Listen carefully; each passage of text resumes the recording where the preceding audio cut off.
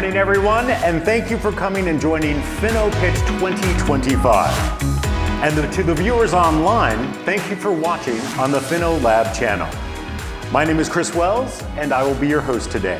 We're going to do our best to make this a memorable event.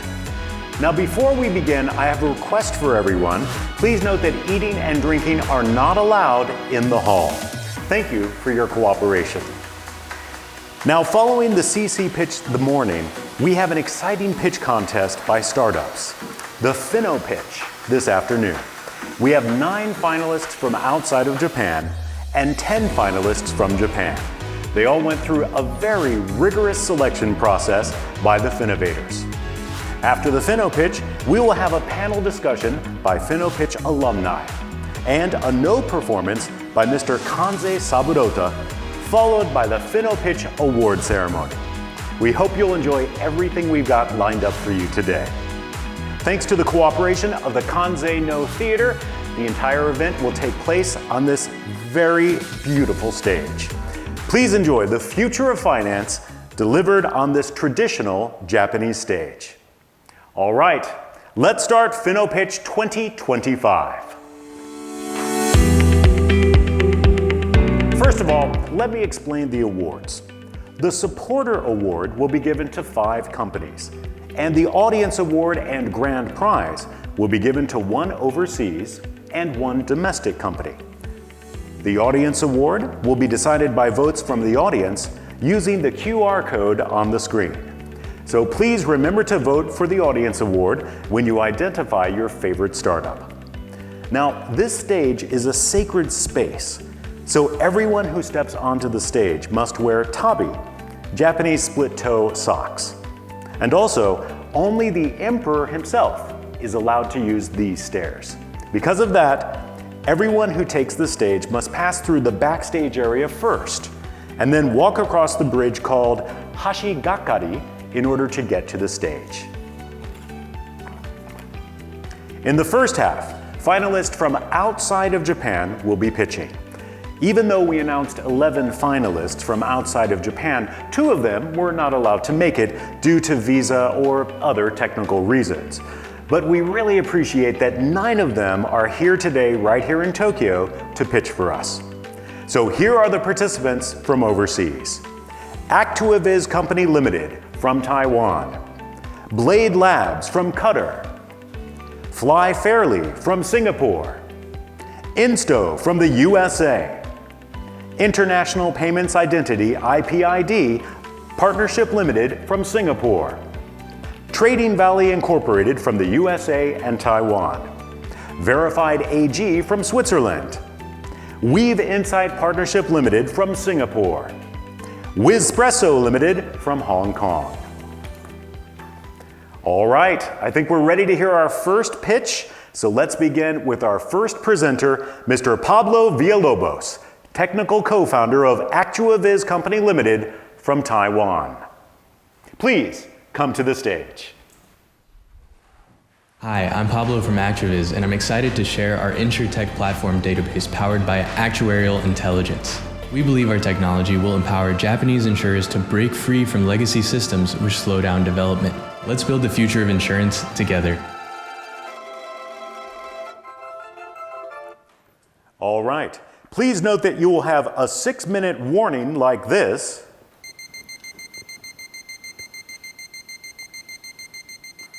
And the microphone sound will be turned off after 7 minutes. And now we will begin your 7-minute pitch, and it starts right now. Hi everyone, thank you for coming. I'm Pablo from ActuaViz, and I'm excited to share what we're doing with Actuarial Intelligence. So basically, our company combines actuarial science with cutting-edge visualization technologies and AI to create solutions across the insurance product lifecycle. So we are an InsurTech for B2B solutions. So it's a bit technical, so I will explain the lifecycle of an insurance product very quickly. It starts with the market research, then it goes to the pricing process, which then requires regulatory audits. Finally, it goes to sales training, sales channels, and then finally to the insured customer. The problem is there are problems at many different stages of the insurance lifecycle. So market research requires a lot of data allocation, or data collection. And sales training is very costly and sometimes a little ineffective. But all of these problems have one core central problem that manifests in these different ways. Essentially, the problem is that insurance is hard to understand. Now, actuaries spend close to a decade studying insurance so that they can do all of the insurance product related processes. But the problem is that the actuaries are very overworked and understaffed. And they have to focus on the important things like pricing and compliance. But they don't have time to do all the market research and the data collection. They don't have time to do sales training, let alone customer support or something like that.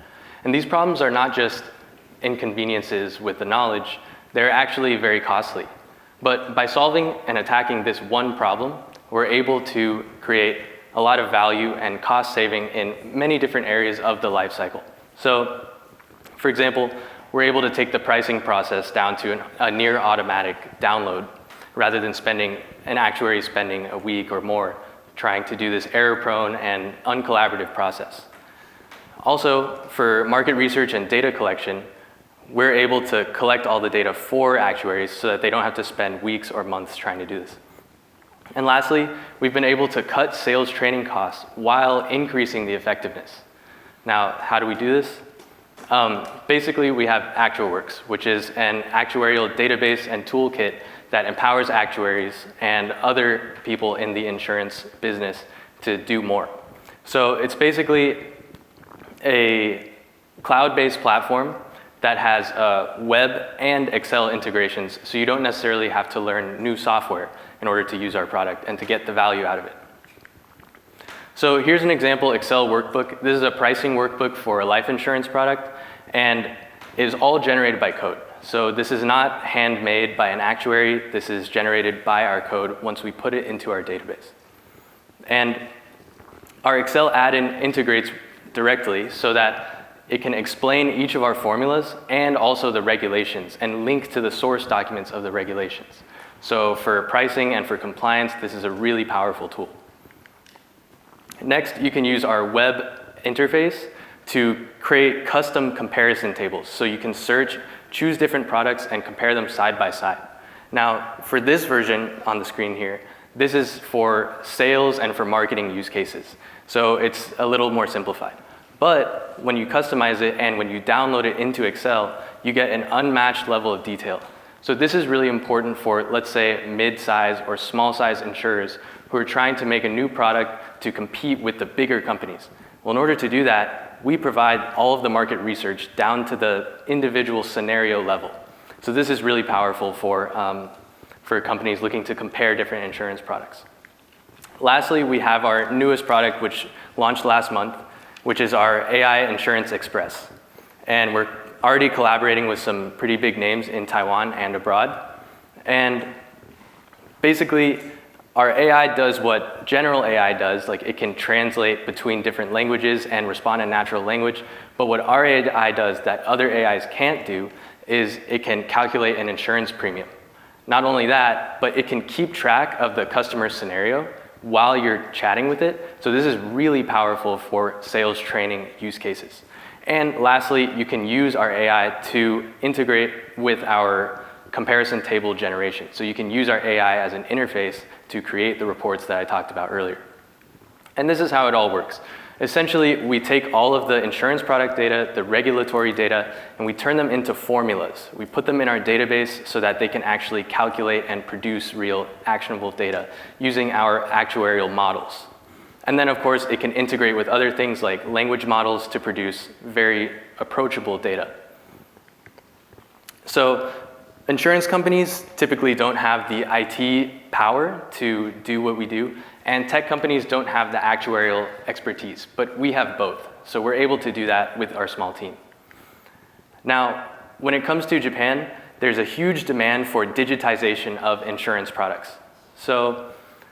And there's also a big demand for innovative products because right now the insurance industry is stuck using legacy systems.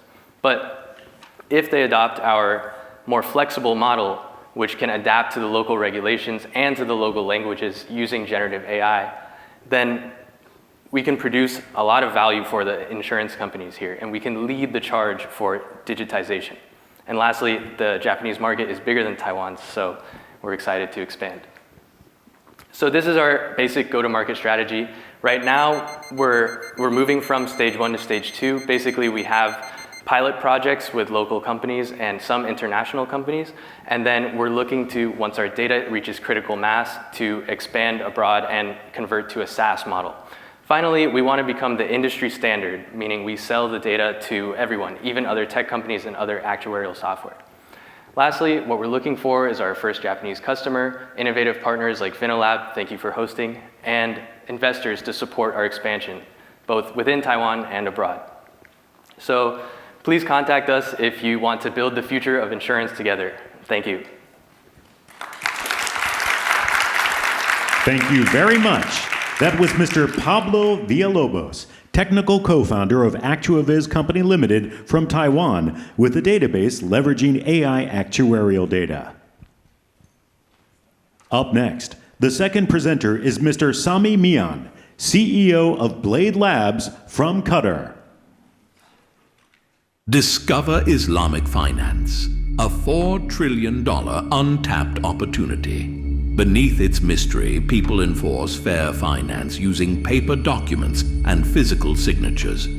Zero digitizes assets and automates compliance, connecting this market to global capital. All right, now we begin your 7-minute pitch right now.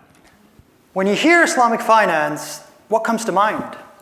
Most people know that interest is not allowed, but that raises other questions. For example, how do you make money? How is it different from conventional finance? And most importantly, why should we all care? Islamic finance is rooted in ethical, transparent, and asset-backed finance. The market is $4.5 trillion. That is bigger than Japan's annual GDP. It is expected to double in the next 5 years. Many companies are getting involved in the space, including European institutions. Why European institutions are interested in Islamic finance? Because it tightly aligns with ESG global standards. And also, Japanese banks are getting involved. As a matter of fact, since 2008, the Japanese government has been deregulating Japanese law to allow Japanese banks to provide Islamic finance through their subsidiaries. And herein lies a very strategic opportunity for Japan.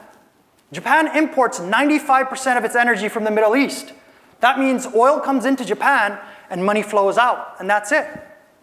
By focusing on Islamic finance, Japan can more closely integrate the financial system with the Middle East, providing an advantage over Singapore and Hong Kong. Introducing 0H. We provide Islamic finance as a service. If you provide trade finance, you can integrate with us, and you can provide Islamic trade finance. If you provide cash finance, you integrate with us, and you can provide Islamic cash finance. If you are a buy now, pay later company, or provide asset-backed finance, again, integrate with us, and you can provide Islamic buy now, pay later, or asset-backed finance. Now, what is our secret sauce? We combine 4 cutting-edge technologies. We use European standard decentralized identity to provide humans, animals, and assets identity, then we put it on chain. We use blockchain to provide smart contracts and tokenization. We use digital wallet infrastructure to make sure that these assets can be manipulated. And finally, we use AI to make sure that people can scale and launch their product effectively. Our team is ready to execute this grand vision. I myself am born and raised in Japan. 実はこう見えても日本生まれ、日本育ちなんですね。I've written 3 books in Japanese. I've built businesses and sold them. I have 20 years experience in traditional finance, Deutsche Bank and Citigroup. And I've built and provided blockchain solutions for the largest companies in the world, like LG. My co-founders and dear friends have decades of experience building enterprise-grade solutions and going to market. Now, why is entering Islamic finance so difficult? First, you need a dedicated religious board. Number 2, you need specialized legal frameworks. Number 3, you need to make sure that you can track assets, asset ownership, and make sure that when an asset is delivered, then payment is received in time. You also need to make sure that each country's religion and legal framework is abided by, considering Islamic finance has many different interpretations around the world. GCC and Southeast Asia can be quite different. Once you enter, it's still quite difficult because different than conventional finance, when I send you $1's in your bank account, story's over. But if assets are involved, then you have to make sure that that asset is tracked through the chain. I have to deliver you the asset. I have to make sure that you own the asset before you sell it onwards. And a lot of that paperwork is needed. Let me introduce 2 use cases that we're involved in. The first one is very close to my heart. This is designed for maximum impact. We are tokenizing cows and wrapping them in bonds and selling them. Now you might wonder, cows? Ushi desu ka, o-nii-san? Cows, because livestock represent a $16 billion market just in ASEAN. And most of livestock is actually unregistered asset. What does this mean? It means farmers cannot get access to capital. They cannot use these livestock as collateral. So what do? We take cows in Bangladesh. We give them identity through their nose prints. We give them an identity, put it on chain. Local insurance companies provide them insurance. Then we transfer ownership of these assets to a special purpose vehicle. The special purpose vehicle issues a sukuk certificate. Global investors buy these assets. We are tying local farmers directly to global capital markets. The next use case, we're focused on revenue. Now, 90% of Islamic finance is based on this, kappu atobarai keyak. Basically, in Islamic finance, you cannot provide a loan. So what companies do is they buy assets. This is a digital diamond worth about $40,000. You will buy it, I will sell it to you, you will sell it in the market and get the cash needed. Traditionally, this can take hours. For some companies, it can take days to make sure that each transaction is compliant. Our system does this in a matter of minutes. All documentation is shared, and we take a transaction fee from every transaction. Now, how does Zero work? We work with religious scholars, we work with law firms, we take the templates, and we digitize them. Then we create smart contracts from the paper contracts to make sure the smart contracts enforce the paper contracts. We allow companies to embed this into their workflows. Then we allow on-chain compliance. And finally, we have an AI-powered compliance helper that helps you scale. We are scaling globally. We're in Qatar. We're deploying the country's first national digital asset registry. We're expanding to Saudi Arabia, Malaysia, and Bahrain. And of course, Japan, close to my heart. We're ready to deploy in Japan as well. Join us in unlocking this $4.5 trillion untapped opportunity. Thank you. Thank you very much. That was Mr. Sami Milan, CEO of Blade Labs from Qatar, with digital infrastructure for Islamic finance. Now our third presenter is Mr. Alex Yardley, CEO and co-founder of Fly Fairly from Singapore. Flying today is full of rigid rules, hidden fees, and locked-up loyalty. Meet Fly Fairly, the travel site that puts freedom and flexibility first. We offer the widest selection of airlines and payment options on the planet. Book what you want. Pay how you want. Fly Fairly. We fixed travel. The stage is yours, and you may begin your 7-minute presentation right now. Hi, I'm Alex Yardley. I'm the co-founder and CEO of Fly Fairly. So Fly Fairly exists because today's travelers are seeking freedom. And this is especially the case with millennials and Gen Z, who made up 62% of online flight sales last year. Inflexible flights, limited payment options, restrictive loyalty. These are the problems that these travelers are facing, and it's precisely what we set out to fix with Fly Fairly. Our goal is to have the widest selection of airlines and payments on the planet, unified with an open-loop loyalty program that really rewards freedom. Now, the travel industry is facing 3 critical friction points, and the first of those is flexibility. So last year, the industry levied $17 billion in cancellation fees to consumers. Now, for younger generations, some of those had their first travel experiences during COVID. This level of inflexibility was really quite jarring to these consumers. Now, the second is payments. Crypto represents a $1.8 trillion opportunity. 75% of that is actually sat with millennials. Now, for Gen Z, it's a little bit different. They engage with e-wallets and buy now, pay later at twice the rate of previous generations. Now, despite this, a lot of travel companies are still really stuck with card acceptance. And the final piece is loyalty. So Gen Z really represents the lowest participation rate of any generation with traditional airline loyalty. That's a 24% drop from boomers. So to address these issues, we've really built FlyFairly as a proprietary financial ecosystem. And the goal here was to connect travelers, airlines, payments, and loyalty together seamlessly in a single platform. Now, at the heart of FlyFairly is our intelligent supply aggregation system. And one of the core features of this is our proprietary bidding system. So we have a number of different suppliers that feed the content on flyfairly.com. And our proprietary bidding system, what it does is it really encourages our suppliers to surface their very best rates in order to maintain visibility on the platform. Second, we have built-in supply redundancy. So if any one of our suppliers goes down, another supplier automatically fills its place.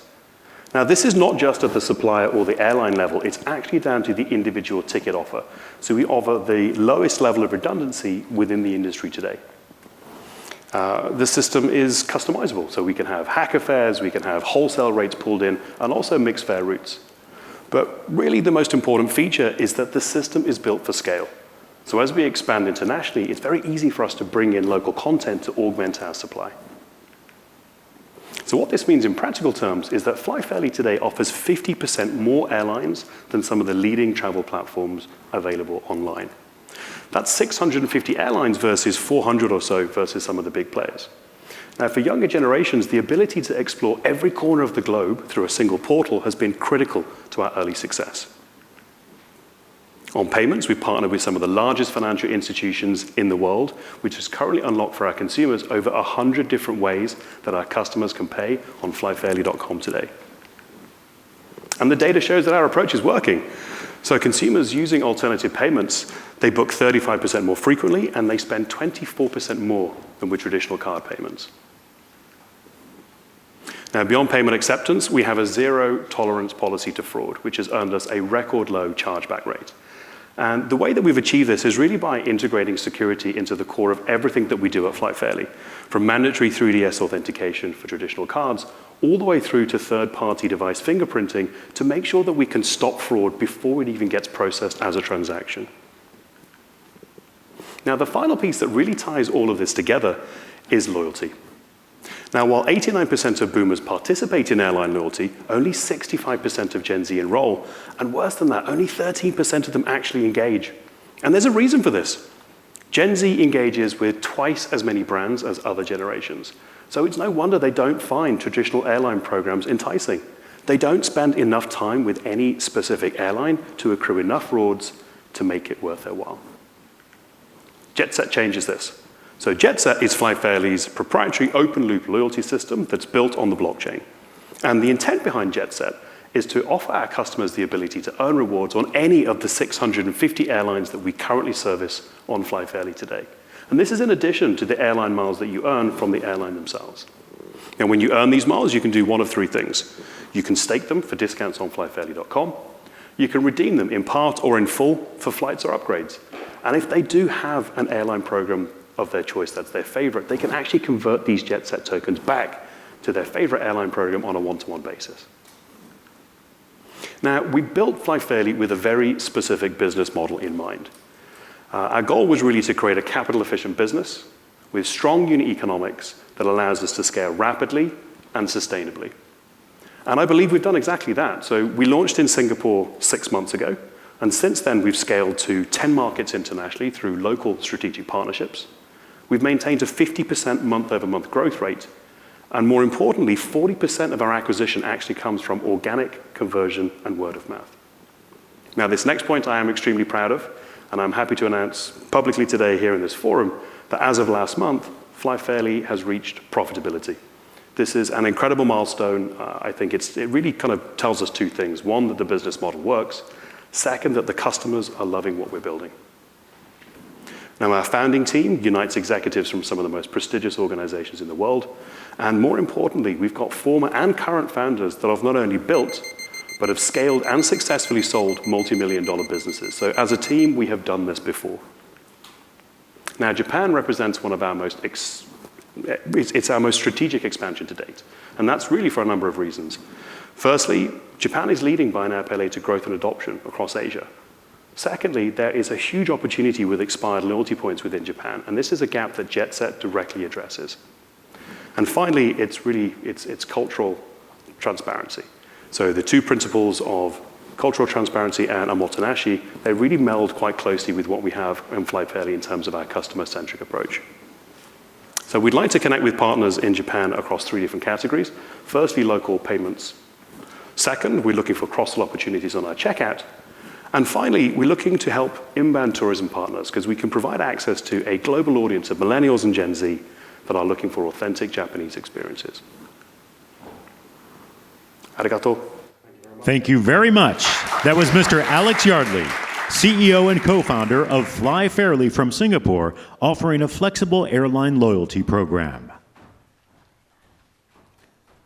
Now, our fourth presenter is Mr. Bruce Chen, founder and CEO of INSTO from the USA. Hi everyone, my name is Bruce. I'm the founder and CEO of INSTO. Our product, INSTO Tap, is a free app that can turn everyone's cell phone into a credit card reader. We bring credit card payments to your phone for free. The stage is yours, and you may begin your 7-minute presentation right now. Hi everyone. First, I have to apologize for walking with a crippled leg. I just had a small accident last week. So I'm very glad that I'm here to present. So the company, INSTO, is a payment company, and it's also kind of a mobile internet company. The product, INSTO Tap, aims to bring credit card payments to everyone. And our mission is to make credit card payment accessible to any person who's in need.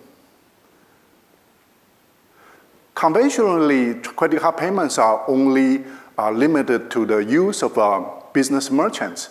But until today, with the power of mobile internet and the technology of NFC, we are able to deliver this to everyone's cell phone. And there are some solutions in the market that might require customers to download an app and connect to your credit card. And that is a very big friction to us. So we decided to only let the merchants to install the app, and the client can just pull out their credit card or Apple Pay to complete the payment. So such a solution before the invention of INSTO Tap never existed. So we are actually liberating the credit card payment space.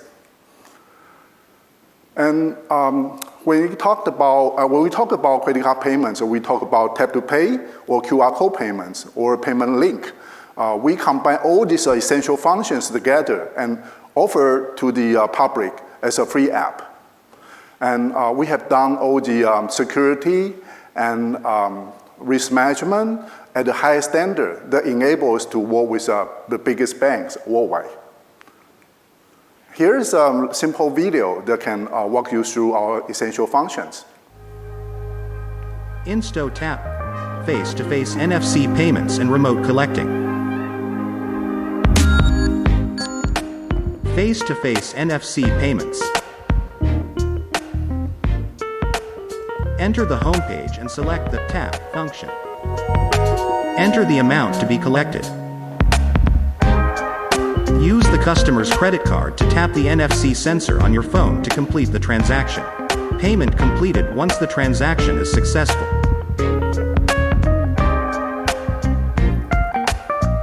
Remote collecting. Enter the homepage and select the Share function. Enter the amount to be collected. Confirm the amount. Click Share. You can share your order via various methods. Your buyer can pay by card, Apple Pay, without installing any app once they receive the order.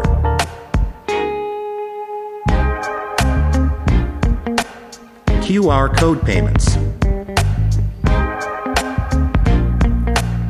Enter the homepage and select the QR code function.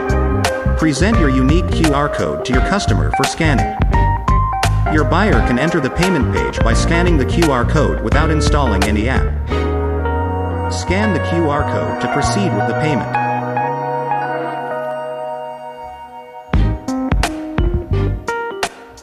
So this is a simple video to conclude our product offerings. So among the users we are seeing, some are actually very amazing. For example, our #1 job category of our merchants is actually lawyers. That's unthink of.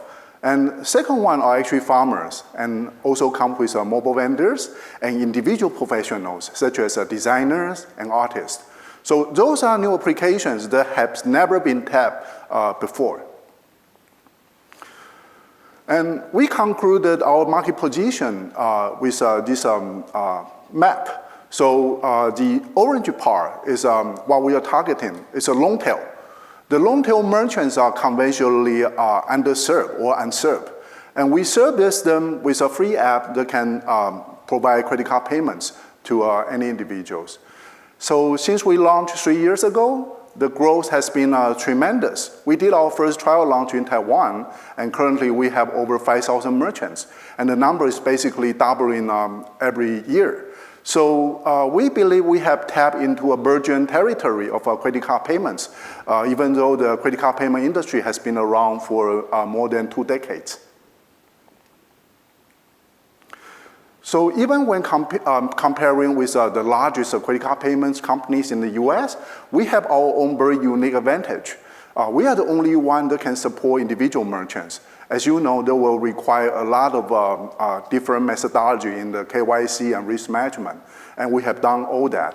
And we are also the only solution that's purely app-based and do not require any hardware. So that makes us a unique existence in the payment landscape. And currently, we already have 2 partner banks. In Taiwan, we work with the largest commercial bank called Taipei Fubon. And in the US, we also partner with one of the top 5 banks, US bank. They can also bring us to 12 European countries. So with just these 2 banks, we can cover the US and Europe. But for Japan, we don't have a partner bank yet. That's why I'm presenting here today. And I hope through this presentation, we will have the opportunity to find our ideal partner bank to launch in Japan. Thank you. Thank you very much. That was Mr. Bruce Chen, founder and CEO of INSTO from the USA, bringing credit card payments to cell phones. Thank you.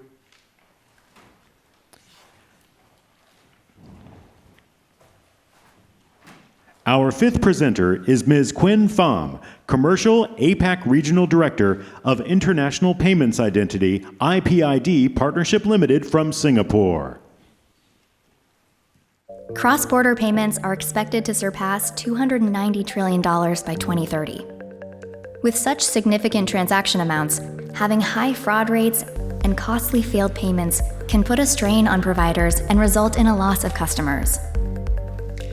Join us to discover how iPiD can transform your cross-border payment solution today. The stage is yours, and you may begin your 7-minute presentation right now. こんにちは。シンガポールから参りました iPiD の Quinn と申します。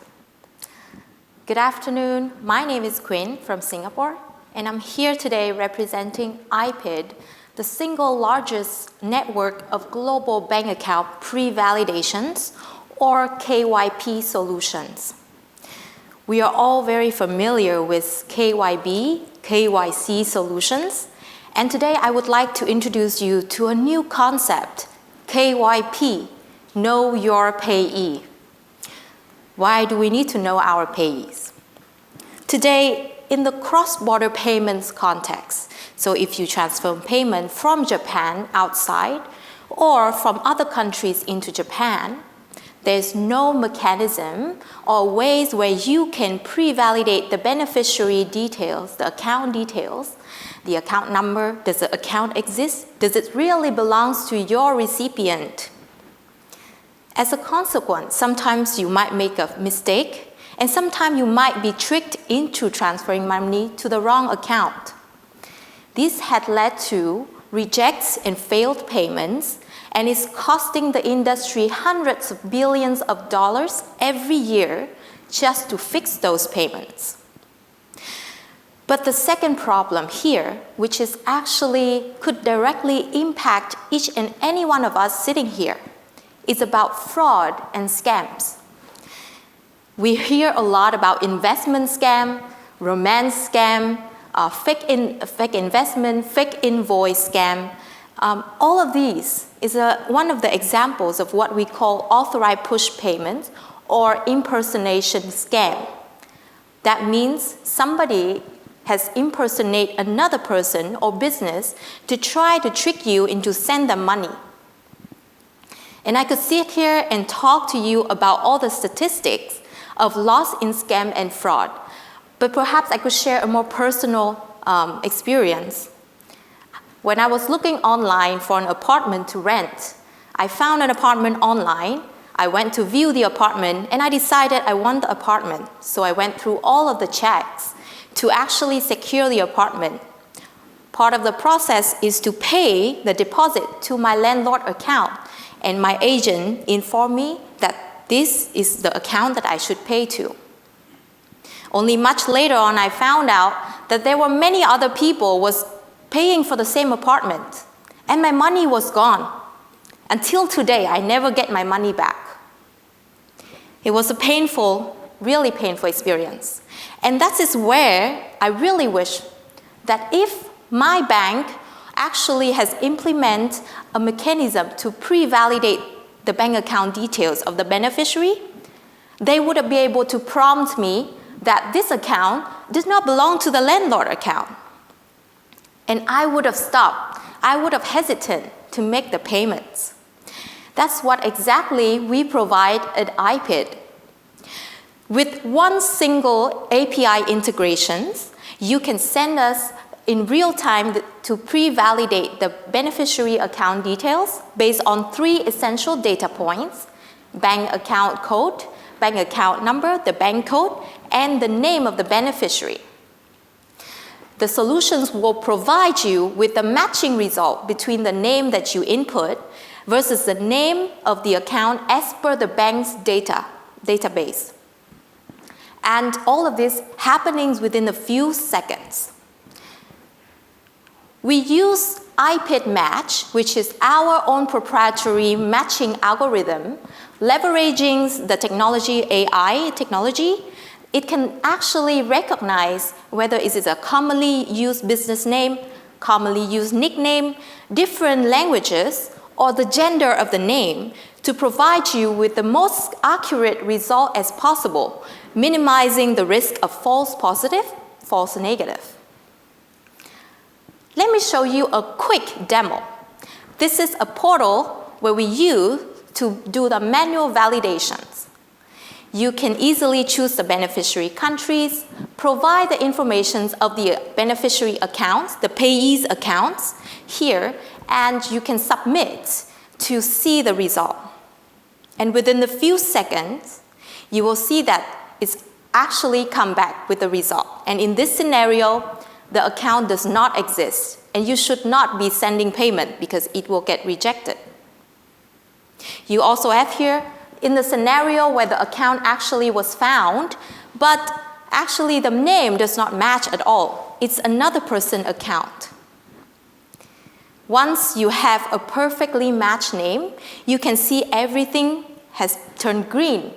You all set, and you should proceed with your payments afterward. It's provide that certainty, that confidence, knowing that you will be paying to the right account.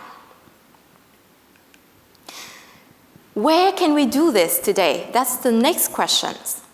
Today, through a single access, you can validate over 4 billion accounts globally across 23 different countries, from the US to across Asia, Africa, Latin America, and we keep on expanding this coverage. We also have another solutions to provide for compliance requirements in many jurisdictions, such as in the UK, in Europe, and most recently, FATF 16 recommendation also suggests these solutions. Our company headquarters is in Singapore, and today we are working with global financial institutions and payments providers, as you can see on the slides. We are backed by the VC in Singapore, and our co-founders are ex-Swift executives who have very deep knowledge in the problem statements and have an extensive network into making this a reality. Our vision is really to expand this network and to make every payment have to be pre-validated in the future. And I'm so happy to introduce this to Japan today. Thank you. Arigatou gozaimasu. Thank you very much.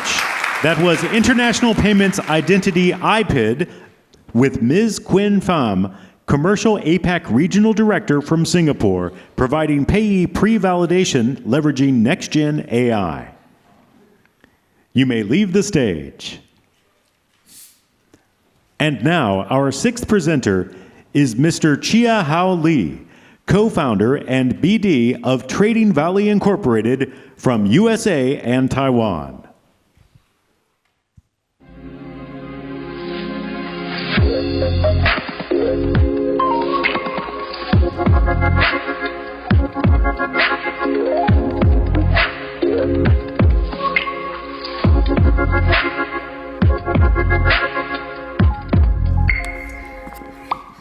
The stage is yours, and you may begin your 7-minute presentation right now. Hi, I'm Jia Hao from TradingValley. So we are a fintech company that brings AI into stock investing. Today, if we want to put money in the stock market, there are two popular choices. One is robo-advisor with popular platforms like WealthNavi and Theo. On the other hand, is self-direct trading. So we can always rely on well-established brokerage firms to place our trade. But both approaches have their drawbacks. Robo-advisor primarily investing in ETF and follow a predetermined model portfolio, which means their clients cannot get much personalized experience from them. In that sense, they are not too different from traditional financial institutions. So for DIY investors, we need to spend significant amount of time and effort trying to learn all these complex tools. And in the end, we all know very few people can actually make money from it. So we built our own AI assistant called WinWinGPT. So you can think of it like a ChatGPT for stock investing. So our goal is to build an AI investment advisor that can answer any stock-related questions, from summarizing financial report to help you to find your next investment opportunity. So here's a quick demo. Let's ask our AI if Apple is a good investment or not. So our AI will provide a very detailed analysis, gathering the key financial stats and extract the business insight from their earnings report, just like a human advisors. And thanks to the Gen AI model, we can support pretty much every language, including Japanese. And more than that, our AI can not only do collecting information, it can actually help you to build your own investment portfolio.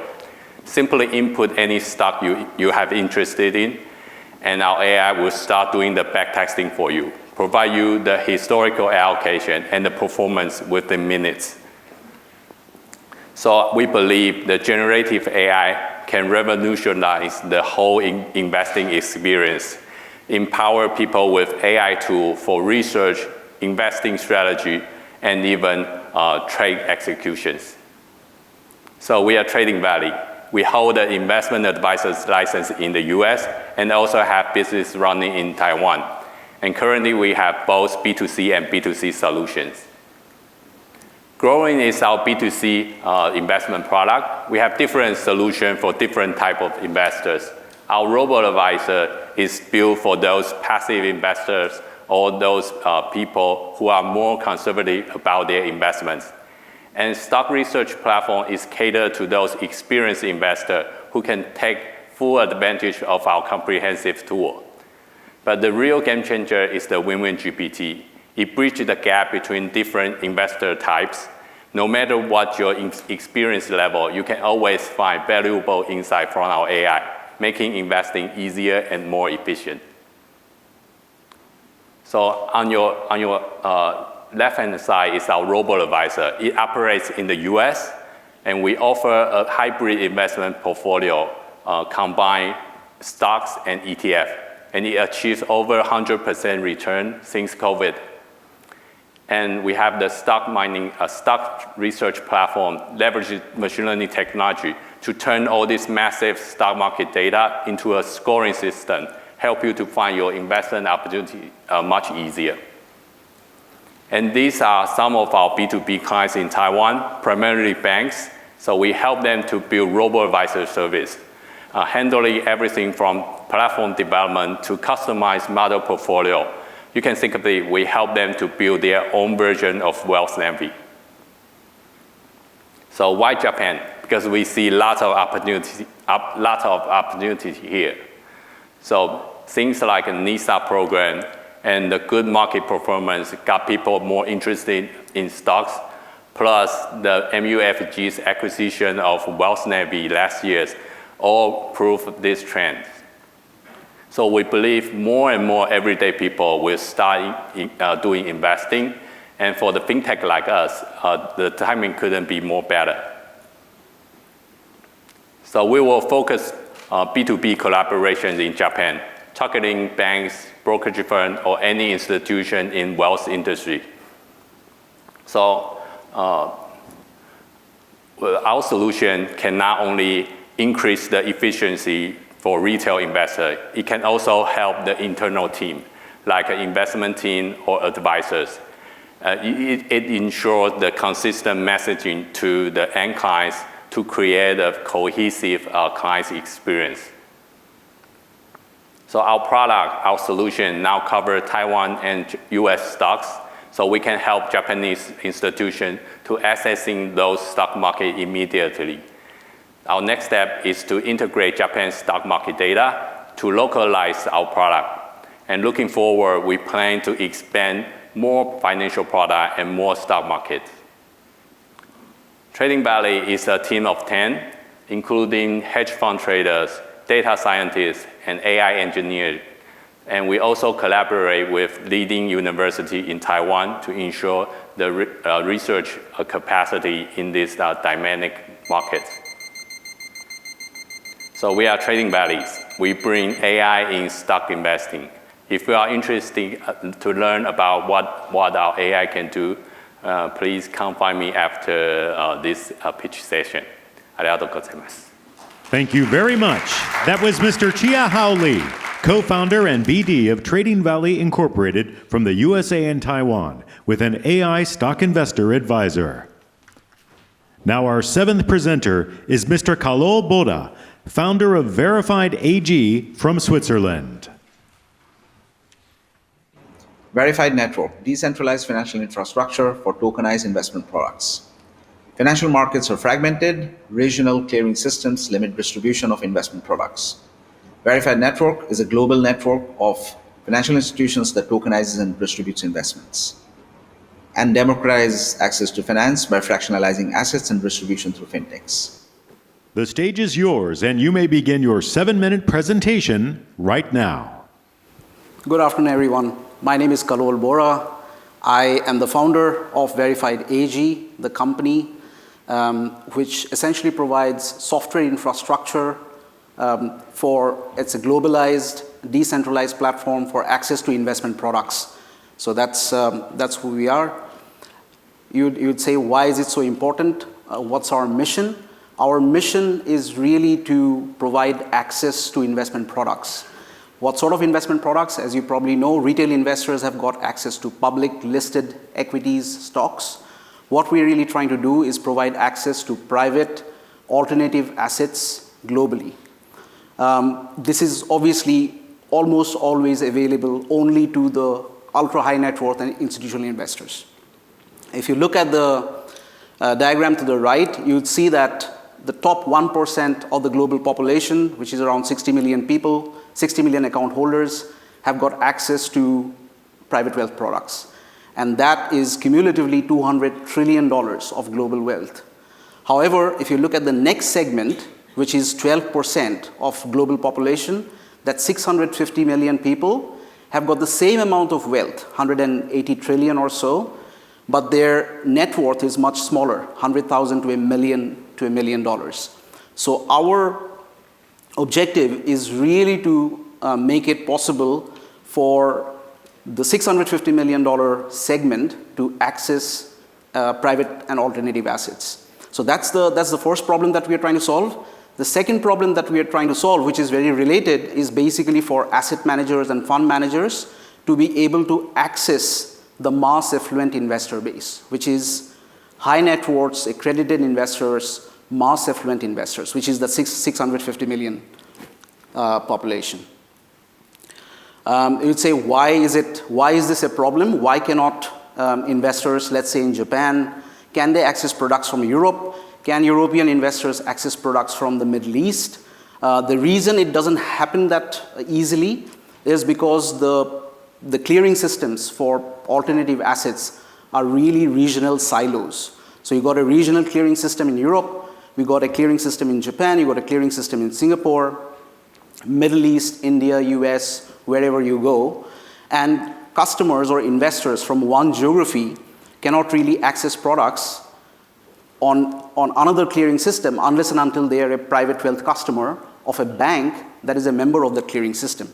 So what we're really trying to do is enable the registration of investment products on a global decentralized ledger, which is a blockchain, and then have transfer agents, custodians, asset managers service these investors and issuers on the global network. So your blockchain becomes the clearing system of sorts. The smart contract becomes the clearing system on the blockchain. So that's and that essentially allows 24/7 trading capability, full access, low cost, so time and cost efficient way of doing things. So what as I said, that what we therefore do is provide software infrastructure, a global decentralized ledger-based software infrastructure that connects multiple financial service providers together. So we've got brokerages, asset managers, you'd see some of the bigger names, BNY Mellon, European Depository Bank. So you'll have essentially asset managers, brokers, liquidity providers, part of it. We've done last year a total issuance of around $240 million. And this year we've got actually a very large pipeline of 200 odd funds. We've got 100 plus asset-backed notes that are originated from different geographies, from different countries, and can then be distributed in different countries as well. So a product that is issued in Europe can potentially be distributed in Singapore and vice versa. Blockchain technology, as you know, is quite proven. The amount of real-world assets, or the amount of products that are already on blockchain networks, has gone up pretty significantly high from 2021 onwards. There's $250 billion of assets currently on chain, which is a global number that is poised to grow as we go along. And what we are seeing essentially are applications on the core ledger infrastructure. We've got different applications for different. So you've got applications for investors, you've got applications for issuers, applications for asset managers, for transfer agents, for custodians. And what it allows companies to do is it allows them to issue a product in a different geography, distribute it in a different geography, and service it potentially in a different geography. So we got multiple applications. Each application is different for each service provider class. Could be an asset manager, transfer agent, custodian, so on and so forth. So the workflow is essentially issue a product, requests an issue for a product. The request gets approved by a transfer agent. The issue opens, subscriptions happens by investors, the money is withdrawn, the allotment happens, and then secondary trading happens of the product. So essentially, this is all covered using the applications on the platform. Our business model, so this is essentially how companies make money on the verified network, which is this collection of companies on the decentralized ledger. Issuer setup, ability to set up SPVs to issue products, product structuring services, distribution services, transfer agency services, and compliance. So there are different companies that do different things and essentially make money by providing services on the platform. Our business structure, we've got companies in Switzerland, in Luxembourg. We're setting one up in Jersey. We've got a global distribution company in India. So part of our infrastructure, part of our companies are all licensed companies. And the distribution is through fintechs, wealth managers, and brokers. I'm the founder. I've got more than 25 years of experience as an entrepreneur. My partner, Peter, was instrumental in setting up the Zurich Stock Exchange, the electronic stock exchange in Zurich. And we've got a team of 38 people around the world. I'm here in Japan to obviously assess the market for products that are issued overseas in the local market and take them overseas. Thank you very much. That was Mr. Kalol Bora, founder of Verified AG from Switzerland, with software infrastructure providing access to alternative assets. Our eighth presenter is Dr. Natalia Mikyalova, CEO and founder of WeavInsight Partnership Limited from Singapore. By combining satellite imagery with predictive AI, we deliver real-time, high-resolution insights, cutting costs by 30% and improving risk assessment accuracy by 40%. Trusted by global leaders, backed by top AI experts, and already making waves in 12 countries. We don't just track ESG risks, we help prevent them. The stage is yours, and you may begin your 7-minute presentation right now. Konnichiwa. My name is Natalia, and I'm a co-founder and CEO of Weaver, brand from WeavInsight. Our solution is changing and giving superpowers to investors to help them predict climate-related risks and allow them to make much better and long-term decisions. Recently, just this Monday, we had a huge event in fire affecting many homes in Japan. These events are increasingly happening globally and creating huge risks for people, for the societies, for governments, and of course, for investors. We need to take actions to reduce those risks and to reduce those 28 trillion in losses that is happening around us. At the same time, we are having big problems in terms of data quality to manage and predict those risks. The ESG data is limited quality, and financial institutions are suffering the result of this. I spent over 14 years as an engineer building solutions powered by remote sensing from satellite, Earth observation, IoT, and drone technology to solve this kind of problems, and 7 years working in advanced computing as well. My team has over 40 years experience building solutions to reduce the risks coming from background in finance, in engineering, in data science, and also in creating beautiful user interfaces for our clients. Our solution is powered by artificial intelligence and high accuracy data, proprietary data coming from satellite Earth observation, hyperspectral and SAR data. We combine that with drone collection system that allows us to zoom in on a specific location and analyze with high resolution, and as well as ground IoT sensor that allows us to track specific location when required with high resolution data. This allows us to track, predict investment performance across sites and to be able to analyze the risk in real time. There is a lot of advantages of this solution compared to other options in the market. We track over 20 indicators regarding to the climate risk as well as sustainability performance. We have global coverage already operating across Asia, Europe, North America, and expanding. And also, we have updates every hour at 0.2 to 1 meter resolution. And we build predictive models that do not just monitor, but also predict the performance of your specific investments into the future. The Climate AI Investment Advisor software allows us to perform high accuracy, high resolution analysis. On the left, you can see the picture of what is normally available in terms of data accuracy of a site analysis.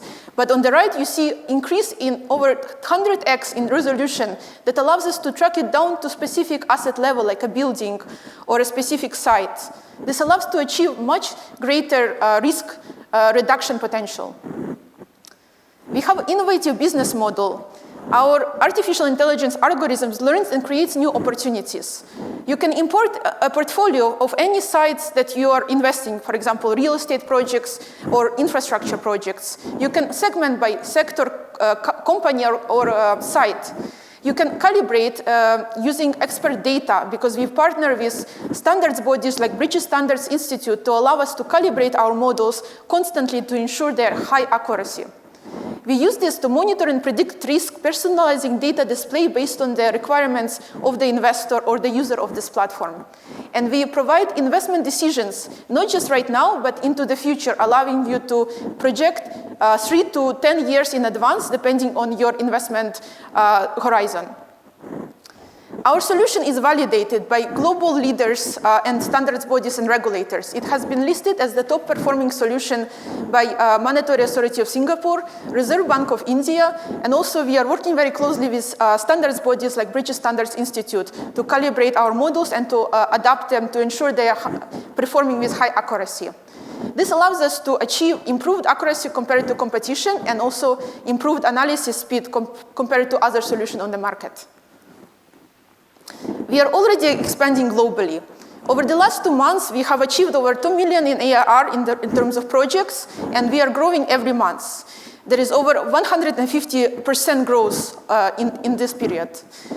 We have over 20 customer projects across Asia, in Singapore, across Southeast Asia, in East Asia, Japan, Korea, as well as in Europe and North America.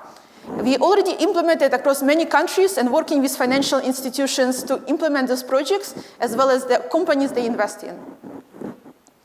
The impact on financial industry is significant. For our investors and fund managers using this software, the time savings is going from weeks and months to minutes. They are able to analyze and assess their risks. They're going from 15 million in cost, Japan yen, to less than 1 million or around 1 million in costs.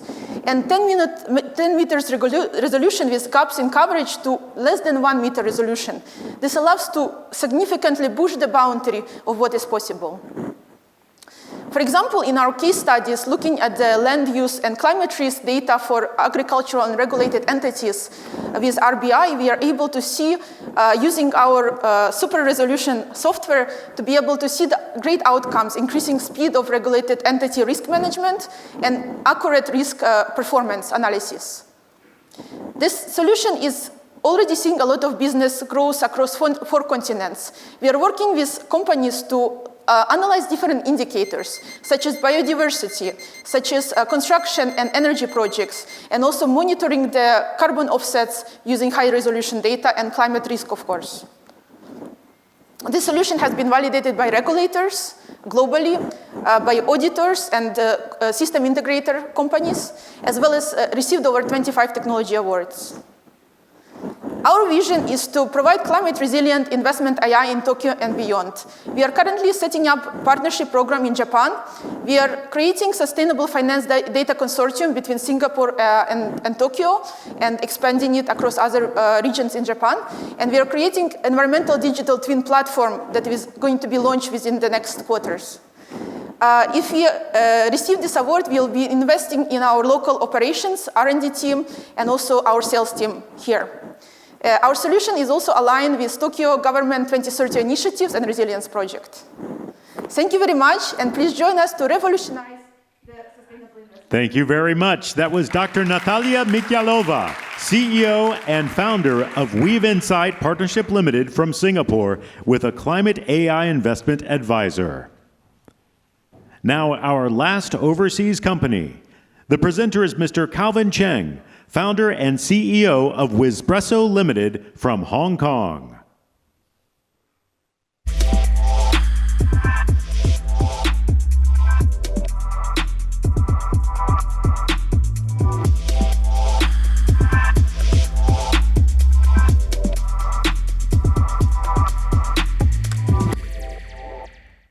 the stage is yours. Konnichiwa. And you may begin your presentation right now. My name is Kelvin Chang, and I'm the founder and CEO of Wizpresso. We are an agentic AI company that specializes in finance and capital markets. Now we all know that AI is redefining the future of work. We all use these GPT, Gemini, Grok, different types of large language model in our daily lives. But you know that when you apply these AI into an enterprise environment, they often lack the performance because of the lack of domain knowledge. Now, domain knowledge could refer to company-specific workflows, things that are very local, locally preferenced, and very specific, for example, to the Japan regulatory requirements. That's why Wizpresso's mission is to incorporate your professional knowledge together with artificial general intelligence to create expert AI assistants that can help you with different workflows. Now, we've implemented our AI across many different industries, including law firms, government organizations, issuers, and finance. And our team is comprised of around 20 to 30 people across Singapore and Hong Kong, and more than 76% of the team are in R&D. Our amazing product capabilities allow us to build expert AI across a few different areas with proven use cases, including market intelligence, regulatory reporting, and knowledge management. And our SaaS platform has been adopted across a wide range of enterprises, banks, organizations that utilize our platform to make capital markets more efficient.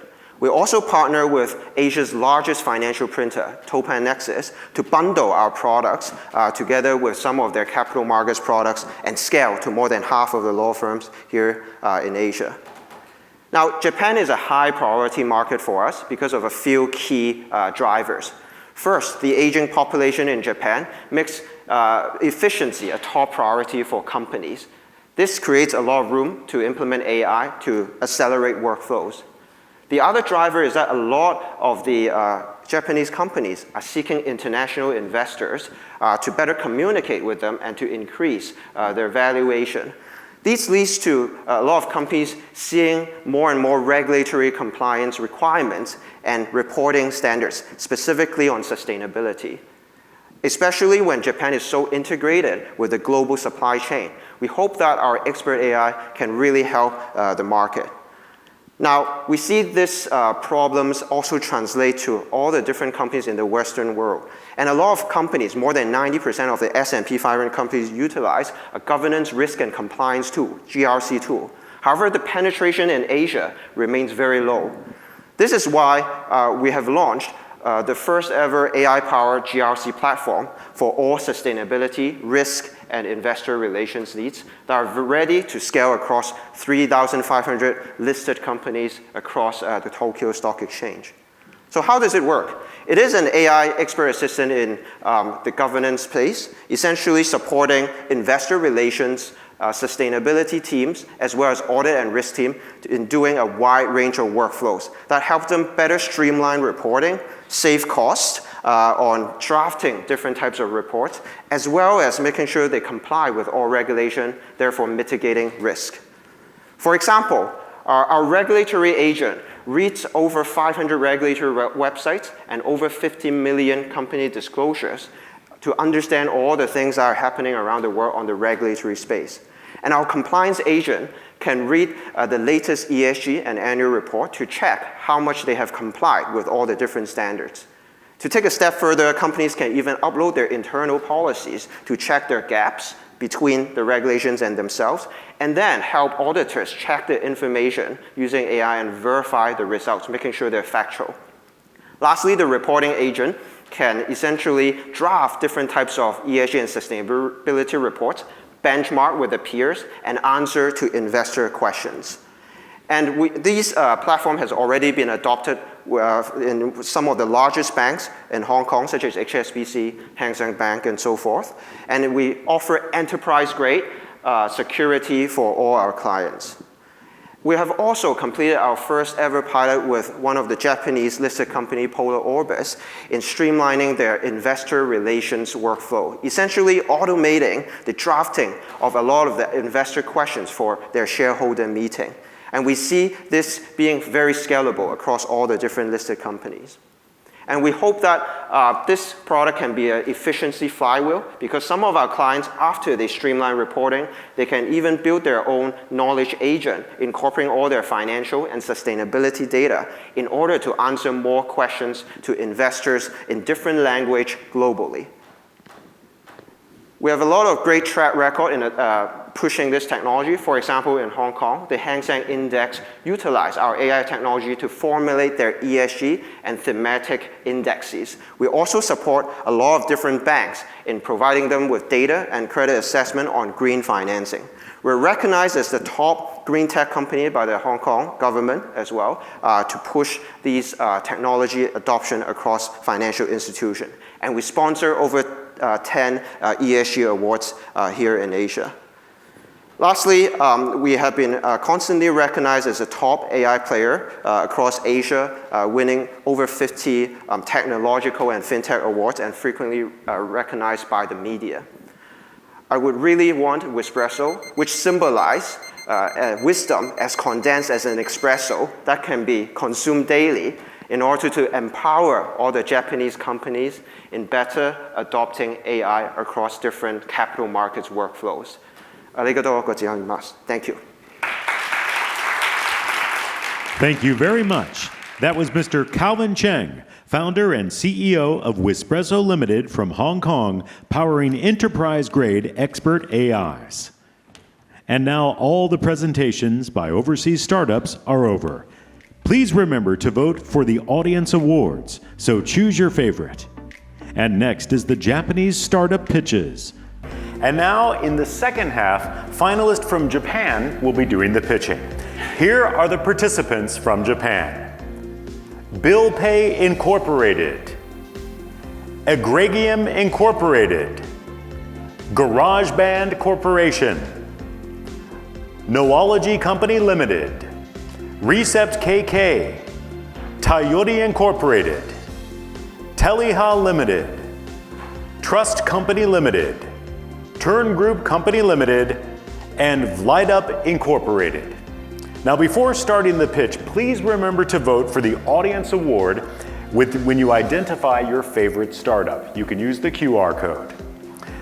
And now our first presenter from Japan is Mr. Kaido Chiwata, co-founder, chief executive officer of BillPay Incorporated.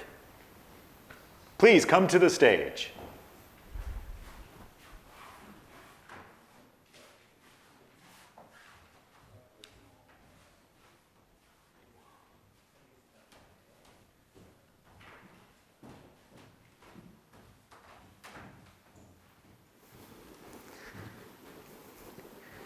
Seven-minute pitch begins right now. Good afternoon, folks. Before moving on to my presentation, I guess you do have some international audiences today. Is any company or anyone, any individual of you have interest in entering into the Japan market?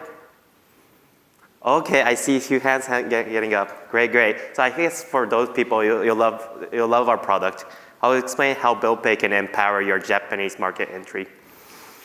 So a little bit of my introduction. I'm the co-founder, CEO of BillPay, and my name is Kaido Chiwata. I have some little bit of background in banking and the payment scene here in Japan, mainly. Talking about our country, Japan. So I think it's an attractive country. We're number 4 ranked GDP in the world. Although it's decreasing, it's still a big market. We have a population of 127 million people. And although many corporates express a strong desire for digital transformation, but in some researches, it says that only 50% have made significant progress towards that, towards achieving that digital transformation. So there's a lot of headspace, I guess, for you guys to enter. But in the same time, there are lots of hurdles too. So 80% of payment methods is still not on cashless payment methods like cards, still on bank transfers. An expensive remittance fee, so if you have to do business in a cross-border way, I think that also becomes a hurdle. And remittance is also quite a burden when processing too. Language barrier, I think it's very obvious. If you go outside in the city, you may not meet people much speaking English or any other language than Japanese. And also, there's quite a burden and cost to set a local entity here. So, and moving on to like major payment methods in Japan, and this is one area I focus as a fintech company and also having some payment backgrounds. So nearly 80% of B2B payment is still made by bank transfer here in Japan. Although card is growing, I think mainstream is still on bank transfer. So I thought about, so this is a product we built. It's called BillPay, and it's cross-border billing software. Now let me introduce how it works. Our core features is one, firstly, we offer 24/7 real-time payment status, which means that whenever you send a payment request to a payer based in Japan, the payment status will be shared to you in real time. Local virtual accounts with, for virtual local collection accounts. So we do offer local virtual collection accounts for foreign companies too. Cheaper and faster remittance. So we try to optimize our remittance as much as possible and make it cheaper and faster. And last but not the least, handling discrepancies in amounts collected. So for cross-border billing, I think when there's the wrong amount happening, it becomes very expensive and burdensome to actually handle that wrong amounts. So we do that before the funds crosses the border. Integrations. So we offer an API that you can fully white label our product into your product. Or for those who want to save engineering costs, we do offer a no-code version too. In terms of no-code, we offer a dashboard, and you can intuitively use it to manage your day-to-day billing operations. So far, I just explained what we currently have, but today, as this is a pitch, I would love to explain what we want to achieve going beyond. So the coverage of the overall billing experience. So we do think that there are 4 steps in the billing operations. First, invoice creation. Second, sending invoices. Third, payment reconciliation. And fourth, the bookkeeping. Now, our current product only covers sending invoices and payment reconciliations. So I would like to share you what we're trying to do within the other 2 components that we haven't built yet. So first, invoice creation. So for invoice creations, we're thinking about being able to add a template file that will automatically generate invoices and automatically send those emails out to the buyers too. And when sending out those emails, I think language becomes a key point when selling into the Japanese market. So we're planning to offer several language options, including Japanese. Bookkeeping. So for foreign companies or any companies that maybe already entered Japan, bookkeeping softwares are quite different here in Japan compared to the rest of the world. So we are planning to integrate with the most major accounting softwares throughout the world. But even more, paying local bills remotely. So our current product only covers the account pay receivable end, where you collect the fees from your clients. But we're also aiming to expand our product into the account payable scene. And one example is paying local bills remotely.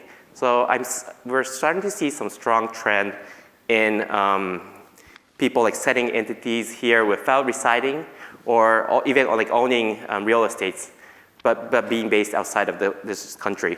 So for those people, we would like to offer some kind of payment proxy service to be able to pay locally.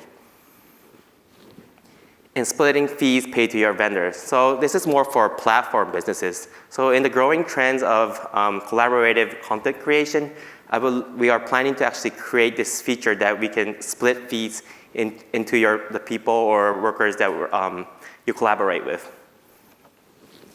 So this will be wrap up on my presentation. And if you have any interest in getting connected with me, I have my LinkedIn QR code.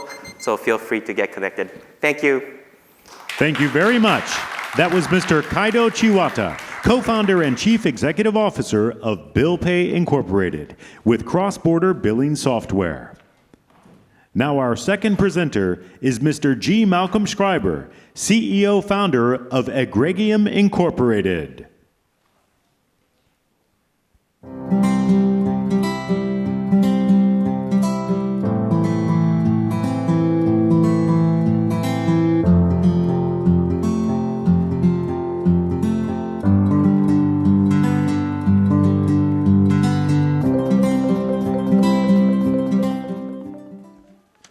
Your 7-minute pitch begins right now. Hello, everyone. I'm Malcolm Schreiber, the CEO and founder of Egregium. We offer online automated investment management and investment advisory services, which is commonly called a robo-advisor. But we've re-imaged what a robo-advisor should be and have a new concept for what the product should be. First, a little bit about myself. I have the longest experience of anyone in Japan in this industry.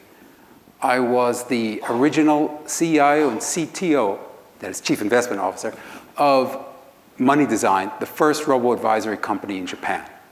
While I was there, I created 3 products, robo-advisors. The second one, Teo, is the second most successful in Japan. I also went to Malaysia and created a robo-advisor.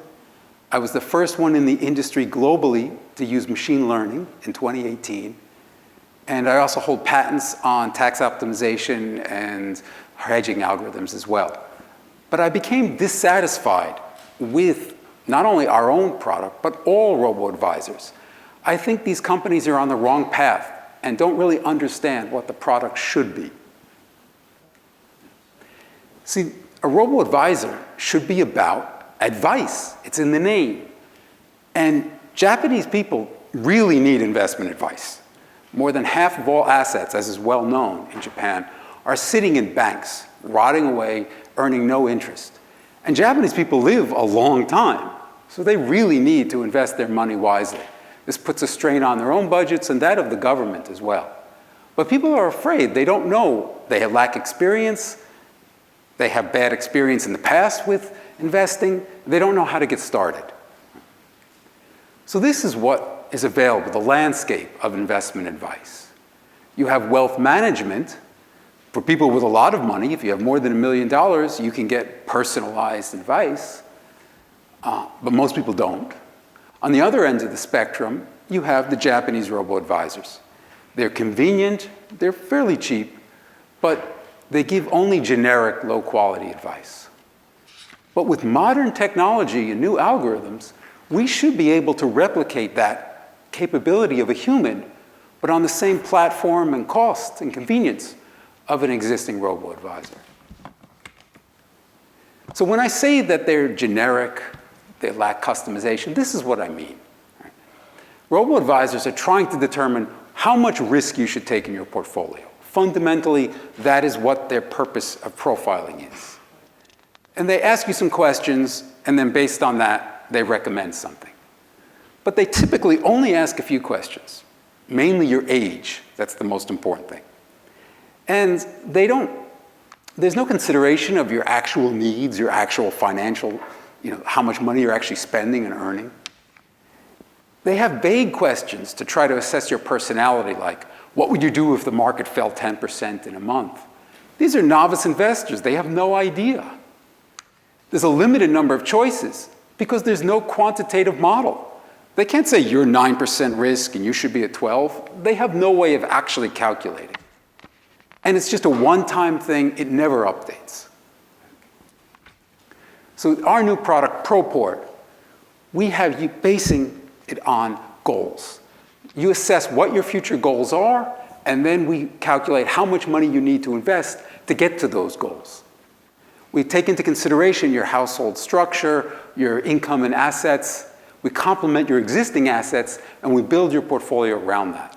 And we simulate billions of paths of future potential investments to figure out what your current portfolio will be, but also what your portfolio will be every year in the future. That's how we optimize. And then we are constantly reassessing. Last year was a bad year. This year, you might have to take more risk. On the portfolio management side, we divide the assets into high and low risk portfolios, manage each one as a professional portfolio, trying to maximize the return on that, unlike our competitors who are mainly just index followers. This is what I mean about goal-based. Let's say you want to buy a house or you're saving for your child's education. First, we help you to figure out how much you need, when you will need the money. We look at your finances to figure out how much you can invest, and we calculate what risk levels you need to get there. starting from higher risk when you first start investing and tapering down as you get closer to your goal, and then reassessing over time. If you reach your goal early, it rolls over to another goal. If you had, like I said, if performance was disappointing one year, maybe more risk the next, or maybe we recalculate what your new goal should be.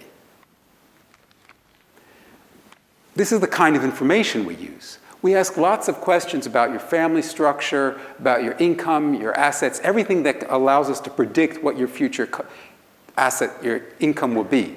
But this is optional. We don't force people to answer it. You start with what you want to tell us. We use financial data from statistics to figure out what your average values will be. So this is a totally new concept compared to existing robo-advisors. We ask a lot more information, potentially. We calculate exactly your future assets and income. We use government statistical data to fill in the gaps. We do AI, machine learning, to simulate over billions of paths and calculate what your ideal future portfolio should be. No one has ever done this before. And for the portfolio management side, we have a high-risk risk portfolio, a low-risk portfolio. We take any combination in between to give us a lot of different choices, all of them with good returns. The blue lines on there are my previous experience. The other ones are competitors. We've been running this a couple of years. We should outperform all of them. The industry itself is growing rapidly, but it's kind of plateauing because the existing robo-advisors ignore clients' actual real situation.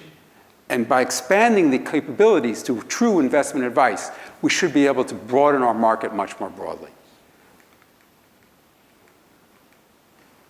We're launching in a couple of months. We're doing the final preparations now.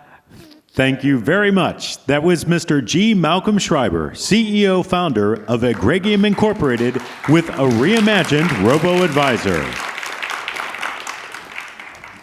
And now our third presenter is Mr. Kazuki Ito, Corporate Planning Division, Director of GarageBank Corporation. Hi there, I'm Kazuki from GarageBank Corporation. I'm going to present our flagship app Cashari, which tackles financial inaccessibility by unlocking the value of unused personal belongings in people's home. How? Let me show you. Your 7-minute pitch begins right now. So good afternoon, everyone. My name is Kazuki from GarageBank Corporation, and I serve as the director of the corporate planning division there. Let's get started from this number. Can anyone guess what this figure represents? This is the estimated value of the hidden items sitting idle in Japanese households: apparel, books, toys, furniture, electronics. Many of you have these kinds of items at home that you no longer use. Now, imagine if you could simply take a picture of these items, turn them into financial assets, and get cash instantly. Well, some of you might think, is there really demand for this? Let's go to the next issue. 13 trillion yen. Any guesses? Probably not. Yep. This is the estimated supply-demand gap in the consumer lending market in Japan. Surprising, isn't it? This gap exists. Here, we see the trend in consumer lending balances in Japan. One thing is clear. There was a sharp decline after 2006. The reason is simple. Japan's Money Lending Business Act was revised in 2006. Imposing strict interest rate caps. Before that, even though the interest rates were high, many people could still access loans. However, after the revision, many individuals who have relied on these loans could no longer borrow, causing a sharp drop in lending balances. Did demand for loans disappear overnight? Did 13 trillion yen of loan demand evaporate over the last decades? That doesn't make sense. The reality is that many people have turned to illegal lenders. Is there a solution? Yes, Cashari, which is our flagship app. We address lack of financial inclusion by unlocking hidden item assets and turning them into capital. Cashari is an innovative service that allows individuals to connect their item assets to liquidity. Put simply, Cashari provides the functionality of a pawn shop through an app. In other words, a digital pawn shop in your pocket. We enable users to leverage the value of their possessions and access financial services. Cashari offers 3 key functions. Know the value of your items. Users can get an assessment of their items and manage them in one place. Convert items into cash. Users can either sell their items or use a leaseback option, which I will explain later. Utilize banking services through BaaS. By integrating with Banking Corporation, we provide users with banking services. Cashari provides multiple ways to monetize items. Let's focus on the leaseback. In this model, 2 contracts are signed simultaneously. A sales contract where the user sells the item to us, receiving cash in return. A lease contract where we lease the item back to the user. The user continues to use their items while paying a monthly fee. In essence, this acts as an alternative to traditional loans. Now, let's look at how easy it is to use Cashari. Our app is designed to provide a seamless experience for managing and monetizing users' item assets. Here's how it works. Users begin by selecting a category for their items, such as computers, bags, or cameras, just to name a few. Then they follow a guided process to photograph their items. Then the app presents the assessed item's value. In this example, we can see a valuation of 20,000 Japanese yen. Users are presented with clear options for their items, including selling, leasing back, or donation. Let's look at the leaseback revenue model. Our fee structure is 20% over 6 months. Each monthly payment recovers the lease cost plus a service fee. Users also have the option to forfeit ownership, in which case they are no longer required to make payments. When this happens, we collect and resell the user's items to generate additional profit. This chart shows the growth of leaseback contracts. As you can see, our number are steadily increasing, and there are no signs of market saturation. If we secure additional capital, we can accelerate this growth even further. Here's our global expansion plan. We have already secured patents in Japan and the Philippines. We have pending patents in Malaysia and Indonesia, which we obtain soon. The countries and regions marked in pink on this map indicate markets where pawn shops or similar systems are widely used, meaning there is a clear demand for our solution. So let me finalize the pitch. Cashari is transforming access by turning personal assets into liquidity. As a digital pawn shop in your pocket, it provides instant valuations, seamless monetizations, and integrated banking services. With 66 trillion in dormant assets and 13 trillion in unmet credit demand, the market is primed for disruption. Our proven traction and growing leaseback model position us for the rapid expansion. Global scalability is also prospective within regions where pawn shops cultures are widely spread. Now, we invite you to join us unlocking the future of asset-based finance.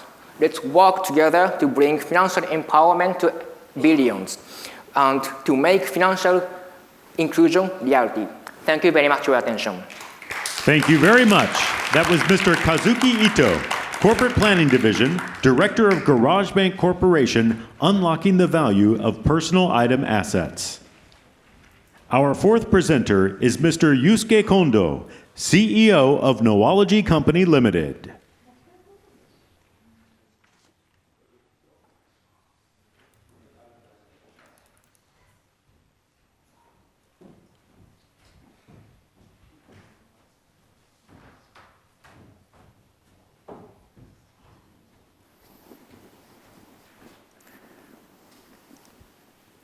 Your 7-minute pitch begins right now. Thank you everyone for today's great opportunity. So I'm Yusuke Kondo from Noahlogy. We are developing AI-native PLM, Product Lifecycle Management System, for zero-emission vessels and ship finance. Has anyone ever heard ship finance, the word of ship finance? Yeah. Wow, great. So this is a fintech event, so that's pretty good. Okay, so ship finance is, at first, I would like to introduce the current obstacle for maritime industry. So the maritime industry has environmental challenges. So IMO, International Maritime Organization, set GHG net zero goal by 2050. So this is a very big goal, ambitious goal. Actually, so 3% of GHG is, comes from maritime industry, especially from the global entire world distribution. And so for this purpose, so a lot of charterers, ship charterers, have to invest a lot of money on this domain for the net zero emission ship version. And so 70% of the maritime industry things are operated by manual, not digital. Right? So we need a lot of investment on DX or maritime industry and for net zero GHG emission gas, zero emission ships. So this market has a huge, this is a trillion game. So it has a good potential of $1 trillion market for zero emission vessels, ships. So actually, the statistics says, $1 trillion is needed for the total investment for zero emission ships.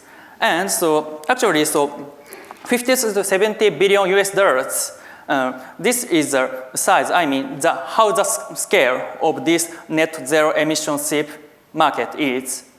And so we actually, only in Japan, we need 10 billion US dollars per year for new net zero emission goal. So in the first place, I would like to introduce business structure of maritime and shipbuilding. So actually, most of us think about Nihon Yusei or a lot of charterers who brings something to some place, right? These operators of ships are charterers. We call it charterers. Charterers usually do not have any ships. Ship owners are different from charterers. Ship owners and charterers make SPC. It's called borrowers, right?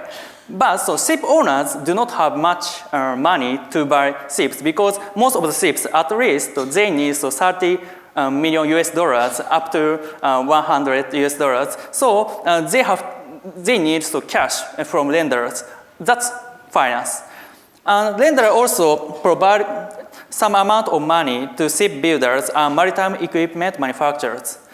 There are a lot of stakeholders like this in maritime industry. So we would like to build a single source of truth platform, product lifecycle management systems for this industry, especially for net zero goals, zero emission vessels. So current procedures has a lot of challenges. First, there are fragmented channels. So for example, for sales of maritime equipment, we need a lot of exhibitions or human contact or just phone calls. So there is no solutions for this specific industry, DX solutions. The second is, there are a lot of manual processes and no information is remained in this domain. And the third thing is information gaps. There are a lot of stakeholders and it's silocated, so they know only what they are doing and they do not know what others are doing, so they cannot optimize their operations. The last one is slow implementation. So these three problems cause the slow implementation of zero emission vessels. This is a very problem for the goal of net zero emission ships. So we are developing zero emission ship SaaS PLM platform. So I would like to introduce how it works. So at first, so this platform, so you can, so if you are a SIP owner, you can input all the information, all the document, all the Excels into this platform. This platform automatically calculates GHG emissions. And then, so they do a kind of technology matching. So for example, if you want to build a new zero-emission SIP, so you have to buy a lot of equipment. You have to choose a lot of proper equipment for a new SIP. And actually, so SIP owners do not have much knowledge about zero-emission SIPs, how we should make it.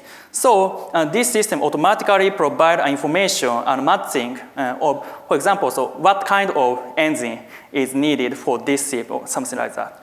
And then, so there's also streamline procedures. So SIP builders also use this platform to calculate and communicate on the current procedure with SIP owners. And then, so there's also compliance reporting. So GHG emissions needs kinds of compliance reporting. This is a legal procedure. So the SaaS system automatically generates reporting, and it also allows automated SIP finance. So we have competitive advantages. First is integrated value chains and finance. There are a lot of stakeholders, and everyone uses our PLMs, and all the information, single source of truth, is on site. And then, so there's also process automation, because there's an integrated data warehouse on a platform. And then, so we can achieve data-driven intelligence, like something like AI.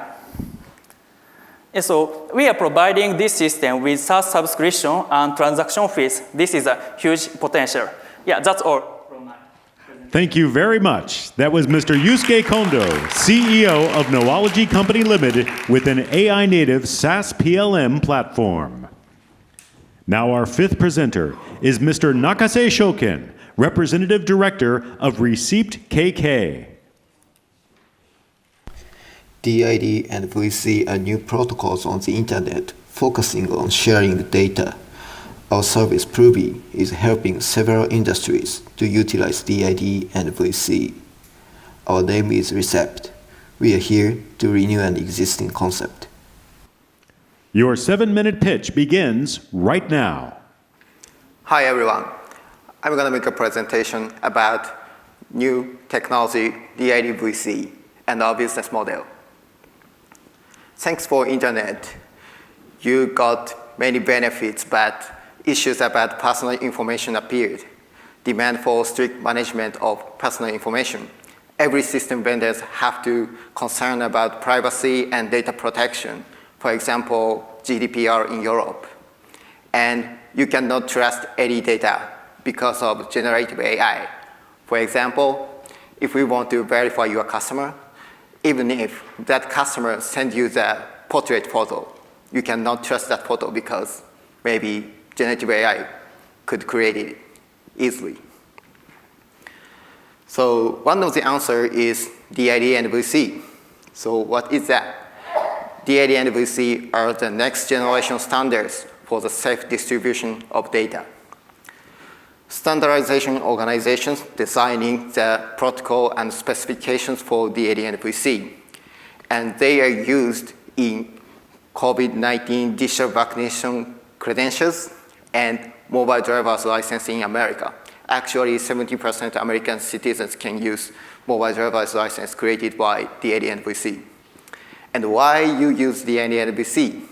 Because if we want to digitalize these kind of credential data like mobile driver's license, you are very concerned about privacy and data accuracy because, for example, who is the issuer of the credentials? Or maybe credential is copied or not. Or maybe someone can track your data transfer, right? So DID VC could be the solutions for all these questions. But how do you use this technology? You don't have any knowledge for that. Don't worry. That's why I'm here today. Our service name is proovy. Proovy can provide every single functions to utilize DAD and VC. For example, if we want to use DAD and VC as a credential issuer, you can just call our API or integrate our CK. Or maybe if we want to distribute application, you can just use our CK or maybe our proovy mobile application. Or maybe if we want to verify the data, you can just call our API. Or maybe we can provide OEM service. And this proovy platform actually passed the conformance test by EBSI. And actually, this is the second company in Asia. It's pretty reliable, right? And so I said that the DAD-VC is a great technology, and we are the pioneer from Japan. So let's talk about business. Traction. After 6 months from release, we have increased sales as a DAD-VC solution vendor. We provide this DAD-VC solution to several industries. For example, education as a digital student card, IT company, they are very interested in DAD-VC to utilize for their new service options, and certification organizations, they are very interested in replacing their paper documents by DAD and VC. And the market size is growing and growing globally because macro level trends in governance and identification is existing. For example, in EU, it is mandatory for every single country to be prepared for DAD and VC in 2026. They are very hurrying up. And even in Japan, it will be abolished to identify your customer based on visual inspection. As I told before, photo would be copied. So you need some digital solution to identify your customer, maybe which is including DAD and VC. So I talked that market is great and technology is great, and we are the pioneer of DAD and VC, and we already have attraction. So let's talk about how we can hack this market. New release today, you can connect the bank information as we see in our platform, proovy. Japanese bank have a very accurate personal data because they are doing KYC process and they are doing credit check. So if we can connect bank your information, third-party services don't need to check their ID document. And why we are doing this?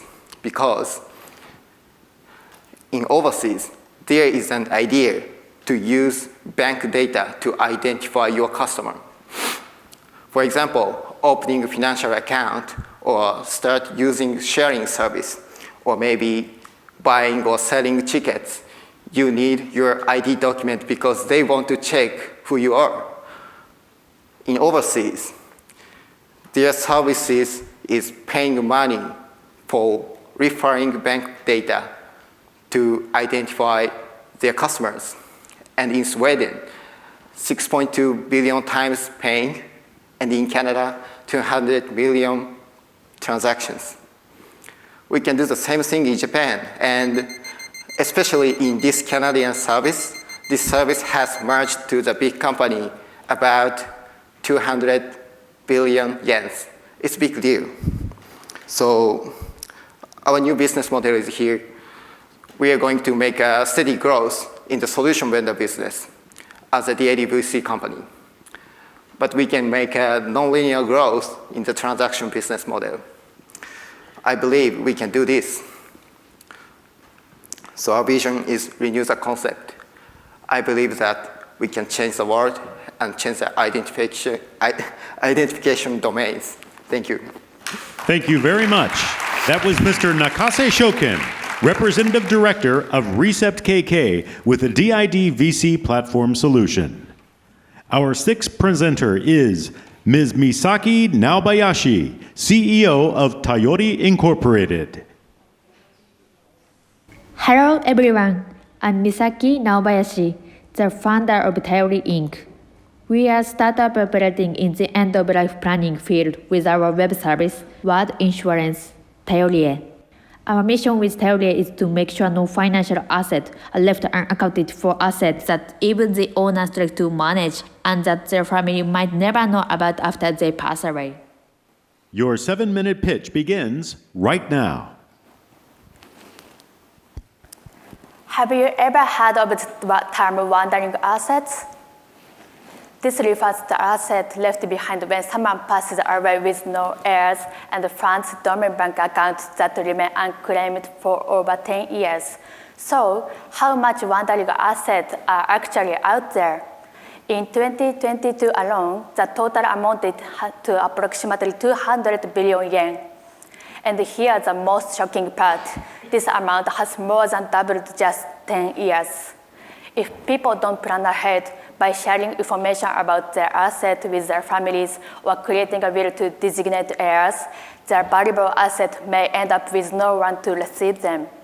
Why do so many assets just keep wandering around like lost souls? Well, the answer lies in Japan's approach to shukatsu, end-of-life planning. In Japan, end-of-life planning was widely recognized. The staggering 90% of people are aware of it, and 17% say that they start either now or in the future. But here's the real problem. Only 8% actually follow through, and this number has remained virtually unchanged for years. In the US, the web service called Cake has gained over 30 million users. It allows people to easily share your end-of-life planning sharing. Japan also has similar service. So why hasn't this kind of system taken off here? One, people don't see it as urgent. Many believe, I don't need to do this yet. Believe it or not, even 19 years old say this. Two, culture believes about this. In Japan, thinking about this is often seen as bad luck, so people tend to avoid it altogether. To change this situation and get more people to leave behind their end-of-life information, we need a complete new approach. The key isn't end-of-life planning. It's insurance. In Japan, life insurance is deeply embedded in people's mindset, not just for the elderly, but even for young and healthy individuals. In fact, 80% of people have life insurance. People don't see it as bad luck. They see it as a way to protect their loved ones. And just like life insurance ensure your family receives money, we offer words insurance to ensure they receive important information and your heartfelt messages. And that's exactly what Tayorie is, a web service that acts as words insurance, making sure your loved ones receive the information they need and the messages that matter. One, simple online. Just add Tayorie's official LINE account. Two, register your recipients. Choose who will receive your messages. Three, write and store messages. Save important words and information for each recipient. Four, regular wellness checks. Tayorie monitor your status. Five, automatic delivery. When the time comes, all messages are sent automatically. Tayorie uses two methods to detect when a user has passed away. The first is automatic detection. Tayorie sends a series of 3 wellness checks to the user. If the user doesn't respond to any of them, Tayorie automatically assumes the user has passed. The second is proxy detections. This allows pre-authorized third parties, such as a trust family member or a friend, to submit an end-of-life request to Tayorie. After receiving request, Tayorie sends a final confirmation directly to the user. If the user doesn't respond, Tayorie confirms the user's passing. With this system in place, Tayorie can deliver messages as little as 48 hours after users passing. Tayorie offers 3 unique features that similar service simply can't provide. 1, free to use. 2, message can be sent in as little as 48 hours after users passing away. 3, works free automatically, even for those without close relatives. Now, let's talk about our business model. We plan to operate on a B2B subscription model, partnering with trust banks, insurance companies, and similar institutions who will pay an annual fee to use Tayorie. Why would a company want to become Tayorie partner? It provides a reliable tool to ensure contract fulfillment, enhancing customer trust.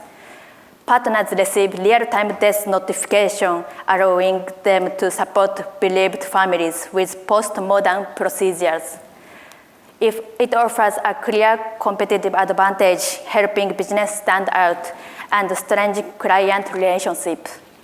A proven example, the cake service I mentioned earlier has grown to 30 million yen and estimated revenue of 2 billion yen in just 5 years, following the same business model.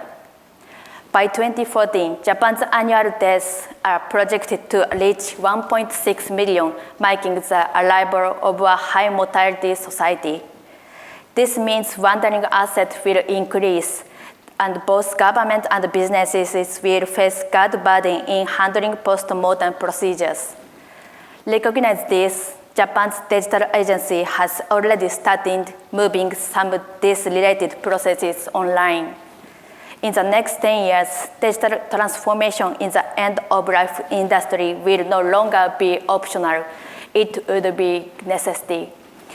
And at Tayorie, we see it as our mission to build the foundation. Tayorie connect assets, connect people, and connect peace of mind. Thank you for your time. Thank you very much. That was Ms. Misaki Nabayashi, CEO of Taiori Incorporated, providing end-of-life planning. Now our 7th presenter is Mr. Noriaki Ibe of Teliha Ltd.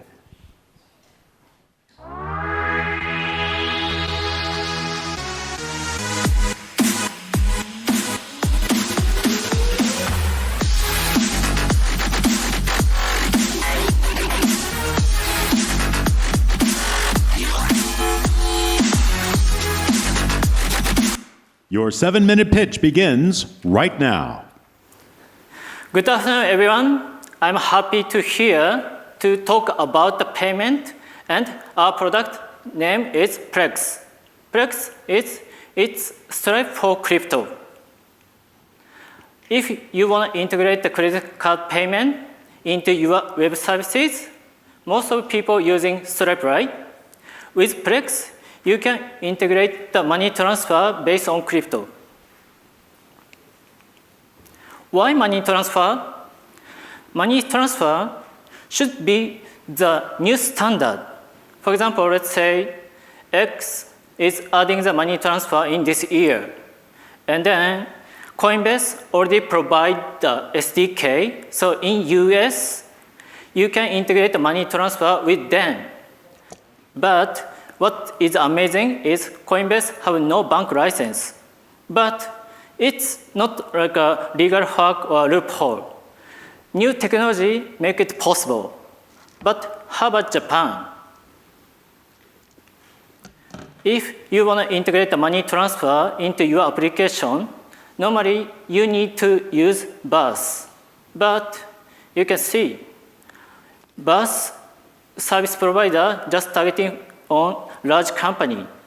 It's not for all. But I say again, in the US, Coinbase toolkit is for all. You can integrate USD transfer anytime. For us, Prex is support all kinds. So we are filling the gap between Japan and the US. Let me talk about technology a bit. First, the reason why we can do that, first one is layer 2 solutions improvement. more than 99% cost reduced. So now less than 1 cent is just cost. And the second one is new digital signature technology make it possible to complete the money transfer without holding customer asset. This new technology changed the finance architecture. Here, let's think about if AWS Japan went down or let's say Coinbase refused to deliver your digital signature to complete the money transfer. What happened? You lose your control, right? And then recent US shows a good example to control the infrastructure, then they can make some pressure to some countries. So how to avoid that one? It's very simple. Don't depend on, build your own. So Prex is offer not only USD, we support all kinds. You can build your own infrastructure. Then you could get true finance independence. Then you can start with simple code integration. Then we can serve with $20 per month. It's our services. At the end, I say again, all applications will have a money transfer function soon. Japan needs to catch up. With Prex, you can build your own. From today, thank you. Thank you very much. That was Mr. Noriaki Ibe of Teliha Ltd, enabling e-commerce payments using crypto. Now our 8th presenter is Mr. Hideyuki Katsumoto, AI Data Business Department Chief Product Officer of Trust Company Limited. Through the power of technology and community, we are driving digital transformation across the financial sector. Trust, we are creating the future of finance. Now we are challenging legacy modernization. The 2025 cliff is a social issue of Japan. We are trying to solve this with our solution Trust Plan. Your 7-minute pitch begins right now. Good afternoon, everyone. I'm Hideyuki Katsumoto. I'm excited to introduce our service, TLanP, in this stage. I'm Chief Product Officer at Trust Company.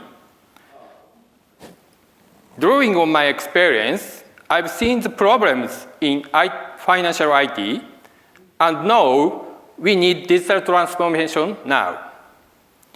This experience motivated me to develop this solution. Trust Company leverages its financial business networks and IT, AI, data experts to drive digital transformation for financial institutions.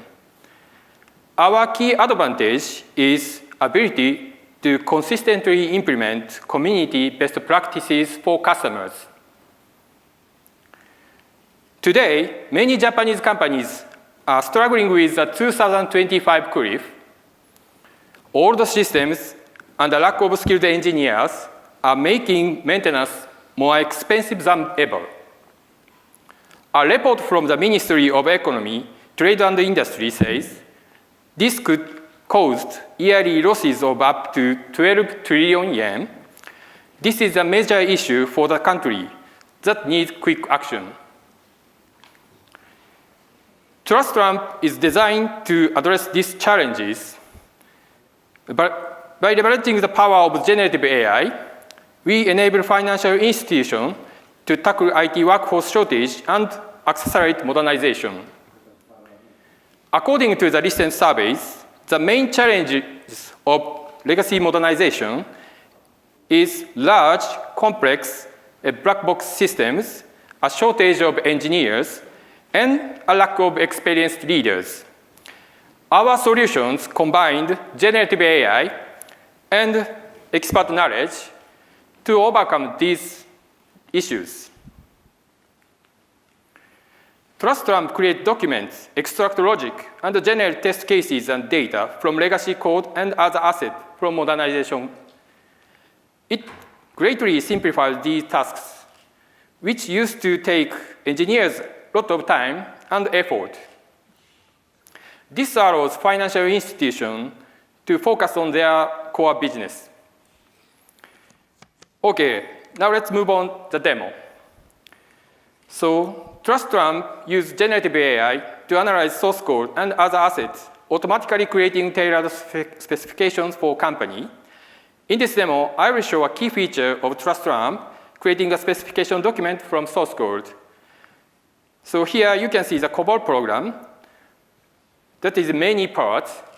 And if you don't have much knowledge about the COBOL, so you can understand what are doing in this program.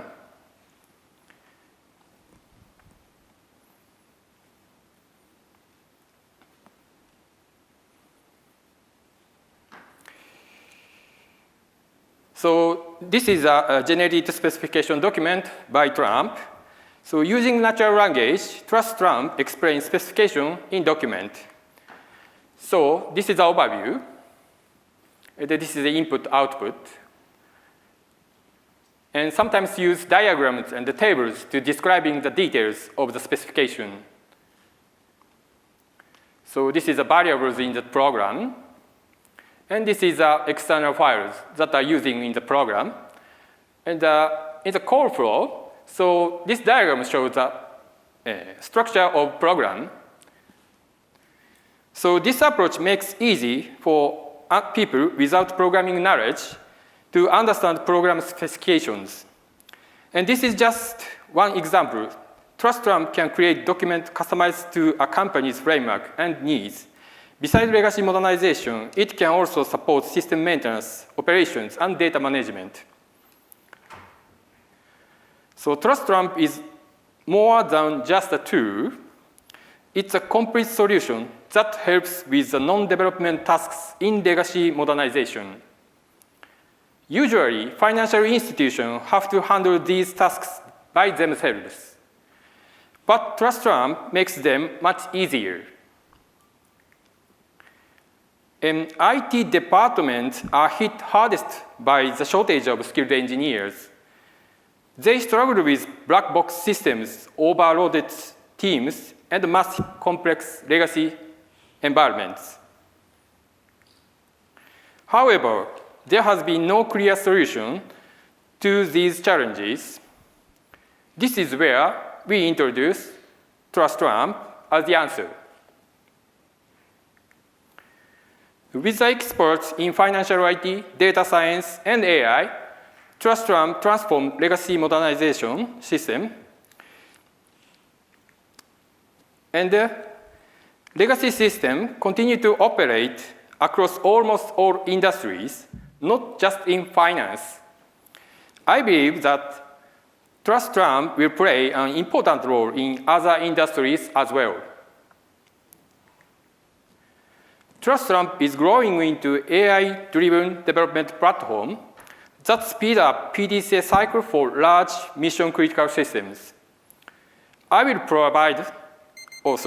will provide transparency, quality, and agility needed to succeed in today's fast-changing digital world.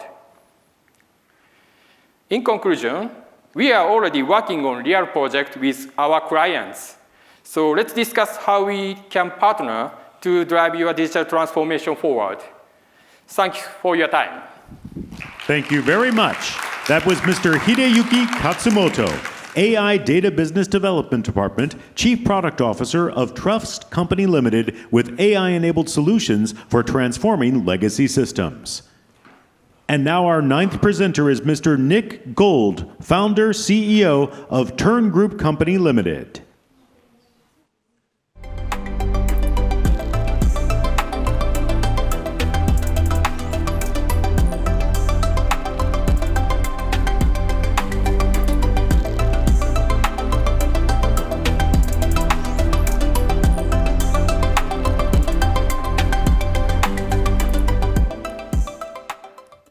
Your 7-minute pitch begins right now. Hi, everybody. I'm Nick. I'm the founder and CEO of a company we call Turn Group. And today I'm going to introduce our new product, which is a financial co-pilot. So basically, the problem we're trying to solve is it's really hard to organize your finances. I'm someone who's been in the finance industry for 28 years, and even for me, coming to Japan, understanding what a NISA account is, IDECO, what tax advantages are in different things, a will, insurance, is very hard. So I realized I have this problem, and a lot of people around me have the similar problem, and now with the advent of AI, there can be a better solution to what there's been in the past. So basically, a lot of the problem we find is that people know what to do, but they get stuck in different parts of the process. So they try to open a securities account, but their name is spelled wrong, or their address is different, and then they go, well, this is all too hard, and they give up. And then they look for support, and it's actually hard to find people who will support you unless you've actually got a lot of money under management or you actually know the right people to talk to. And then finally, obviously, the financial industry is trying to make money, so a lot of the times when you're actually looking for support, the people selling you the things are actually not selling the things which are in your best interest. They're selling things which are profitable for them, but maybe not profitable for you. So our target is threefold. Obviously, I'm in Japan, I've been here for a while. So our initial target is Japanese people and foreigners, both. I think even the Japanese people I talk to have struggles filling out brokerage accounts, just understanding what different options are available. Then we think this is a global problem as well. And initially our target was to do education, like the Duolingo of finance. And a lot of people have tried to do that, but it's never really taken off because people don't want to study. You know, even though I can say, look, if you understand what investments are and risk reward is, you can change your life. They're busy. The starting point is really hard for them to get started.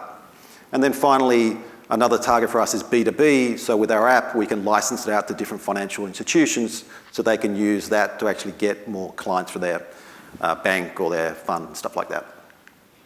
So there's three main solutions which people have to sort out their finances. Initially, people try to find a financial planner, and I've done that in Japan. I talked to pretty much all the Western financial planners, and all of them tried to sell me tools which were potentially attractive, but maybe not in my best interests. And then I talked to a lot of Japanese financial planners, and all I wanted to do was get someone to help me open a NISA account. But then they said, well, we could do that, but we're not going to make any money out of that, so we just want to sell you insurance. I'm like, understand, you know, you've got to make money, but I actually want just to take control of my finances, and I found that very hard. So our solution is now, with the advent of AI, we can actually streamline the process of understanding what your taxes are. So I run my own company. Initially, I would put everything out to an accountant, and I wouldn't understand all the forms, and it would drive my accountant crazy. I'm like, what is this form? What am I doing? But now with AI, I can just upload that to a chatbot and go, this is what this form do. This is paying for my consumption tax. Now I've actually got the confidence to go into the tax office and have a conversation directly rather than relying on a third party. So our solution is a couple of different things. First up is education. So there's education within the app, and it's not just reading or watching a video. We're trying to actually get people to use simulators to understand if you pay a financial planner 1%, the impact on your portfolio for 20 years is massive. Understanding how insurance works and actually getting people to use numbers and actually understand that finance looks difficult, but that's because the people explaining to you are deliberately making it difficult so they can actually say they're the experts, trust me and I'll pay you. Whereas it's not meant to be difficult to organise your finances. Invest in an index fund, buy life insurance, simplifying it down, then you can realise, well, I can actually take control of what I'm doing. So there's three main functionalities at the moment in our app. The first one you see on the left is just a chatbot where they can actually ask questions, and we use different models for that. But we found that even though a lot of beginners will say, look, how do I start? You know, what is a NISA? I don't even know what a NISA is. And then there's a lot of tools like that, and it's very easy to make a chatbot these days. So this is maybe potentially for people who are more advanced, and if they have the chatbot, we can actually understand their problems and actually save it to a database. Okay, this is his problem. He doesn't understand what an IDECO is. And then we can actually suggest education within our app to say, look, if you don't understand this, this is the exact content you should study in our app. And that leads us to the second image, which is the app, where it's interactive education, so they can actually get to understand it, and their target is for anybody to understand it. So I've got a 12-year-old son. I want him to be able to use the app. So he goes, oh, Daddy, I understand what's going on here, so he can actually make better decisions in his own future, deliberately making it simple so it's not meant to be complicated. And then the final one is the new functionality we want to get working, is that a lot of times when we talk to our users, and I talk to my friends, they don't want to use education. They're busy, they don't want to learn Japanese, or the Japanese don't actually want to talk to a financial planner. So now what we're doing is using AI agents and actually breaking down the tasks they have to fill out to actually do things. So for instance, for me, I need to get a will. How do I do a will? What are the 5 steps I need to do? Explain that with the AI app, and then actually track me to make sure I actually fulfill those targets I'm trying to do. And then the final one is the main thing we're going to work on, which is AI agents, filling out forms, helping people to understand different translations, understanding that they can actually take control of their finances. They can go to the pension office in Japan and just ask someone, what does this form mean? Not relying on other people. And then they go, well, this is actually interesting.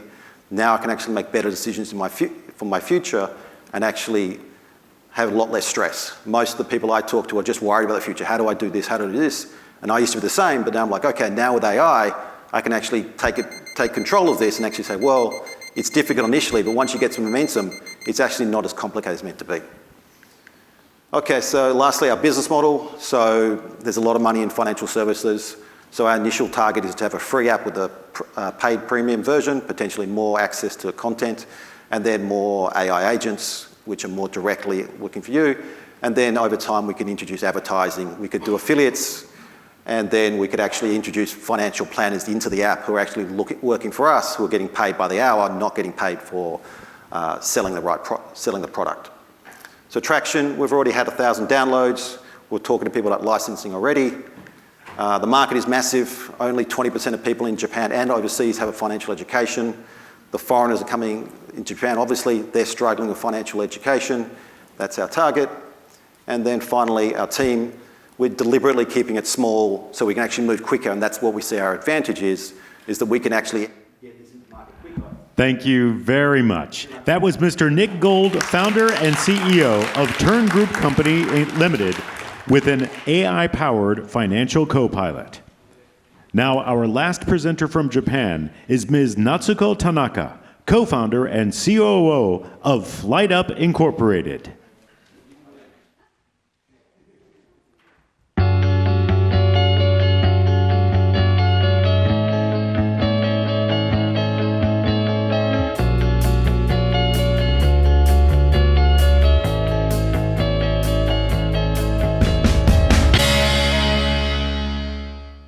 Your 7-minute pitch begins right now. Hello everyone, I'm Natsuko Tanaka from Vlightup. We are developing a new Web3 compliance platform, TRUSTAUTHY. When I worked on recovering a stolen crypto for a Japanese exchange, I had a big challenge. I could trace all the wallet addresses, but I couldn't identify who the thief was, where they were located, or where to take legal action. That's why we decided to develop TRUSTAUTHY. Crypto exchanges spend billions of dollars annually on imperfect solution compliance monitoring tool, but the crypto exchanges are still facing the risk of massive losses every day. In the worst case, their business might be stopped because of the incident. That's a big problem. This is how the crypto theft happens. When criminals get illicit funds through hacking or ransomware attacks, they make tracking difficult by mixing transactions. Then they convert the fund into cash.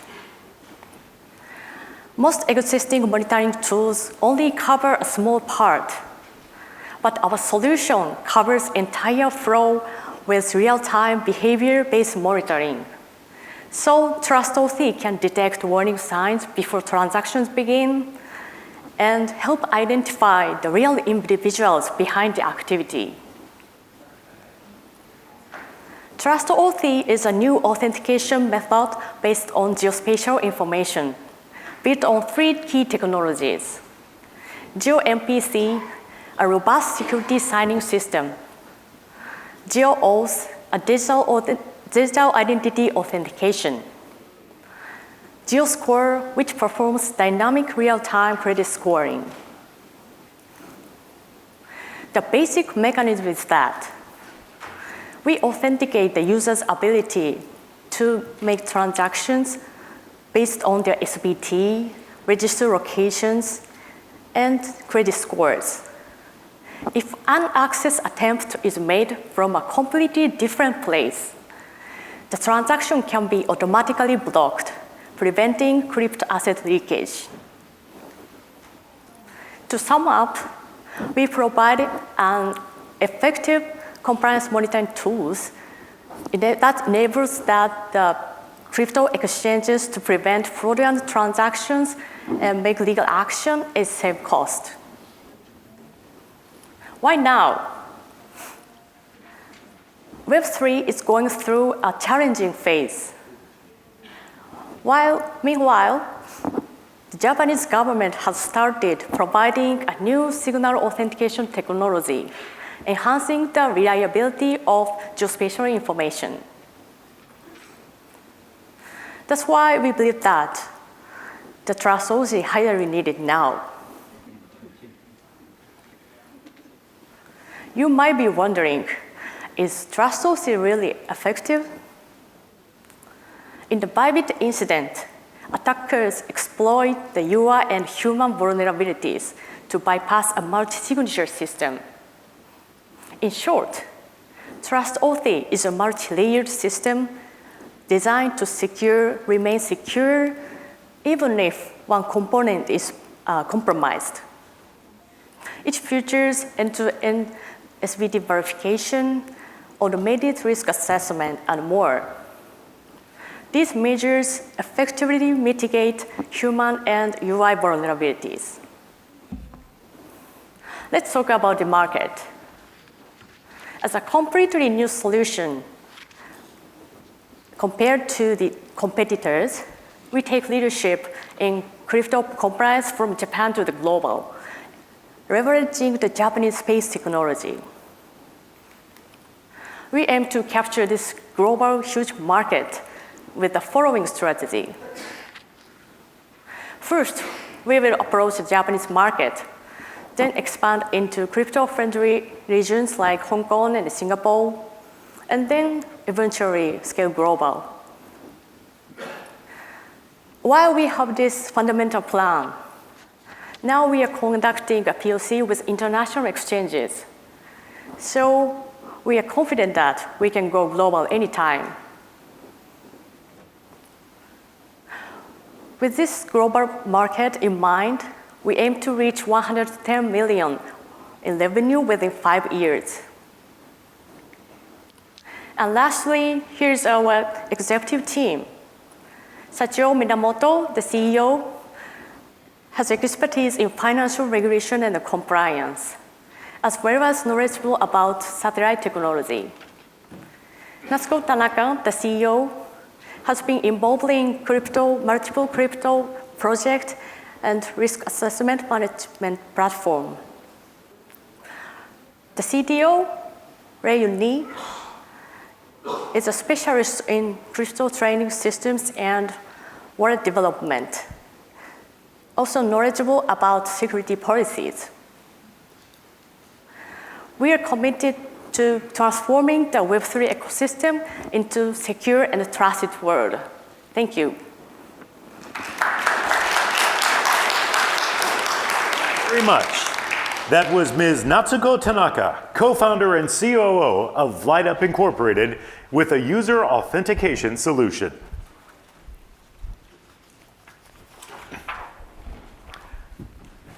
All right, so now all of the pitches have been completed. Please vote for the audience award using the QR code on the screen. And please vote as soon as possible, as we have turned on the theater Wi-Fi right now. So this is your chance to vote from inside the theater, but we will turn it off in 30 minutes. So go ahead, scan the code, and choose your favorites. You'll be asked to vote for one favorite from international and one from Japan-based companies. Again, the voting closes at 4:30. And these are the supporters of this event. We would like to thank Mitsubishi Estate, Dentsu Soken, Seven Bank, MasterCard, Jetro, GMO Aozora Netbank Limited, the Norin Chukin Bank, 10 by 1000 for their support.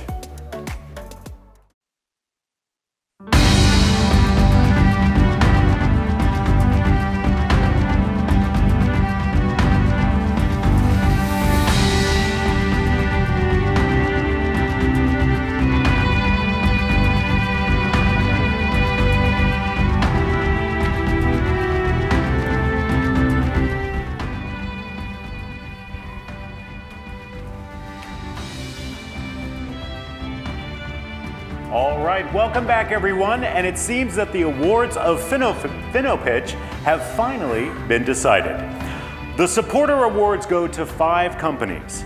The audience award is determined by your votes, and it goes to 1 domestic and 1 overseas company each. The grand prize also goes to 1 domestic and 1 overseas company each. As I said before, award winners cannot come up to the stage from these steps. For this reason, we have asked all the speakers to stand off stage over there. All right, so now we would like to move on to the award ceremony. Once again, we are pleased to introduce to you all the companies that have pitched to us from outside of Japan. ActuaViz Company Limited from Taiwan, Blade Labs from Singapore and Qatar, Fly Fairly from Singapore, INSTO from the USA, International Payments Identity iPiD Partnership Limited from Singapore, TradingValley Incorporated from the USA and Taiwan, Verified AG from Switzerland, WeavInsight Partnership Limited from Singapore, Wizpresso Limited from Hong Kong. Thank you very much to all of our international companies. And now the finalists from Japan. BillPay Incorporated, Egregium Incorporated, GarageBank Incorporated, Noahlogy Company Limited, Recept K.K, Tayori Incorporated, Teliha Limited, Trust Company Limited, Turn Group Company Limited, and Vlightup Incorporated. Thank you all so much. All right, so now let's announce the awards. We will start with the announcement of the Supporter Awards. A total of 5 awards will be presented by 5 supporters. The first supporter is Mitsubishi Estate Company Limited. Mr. Yoshiyuki Hiraguchi, please come to the stage.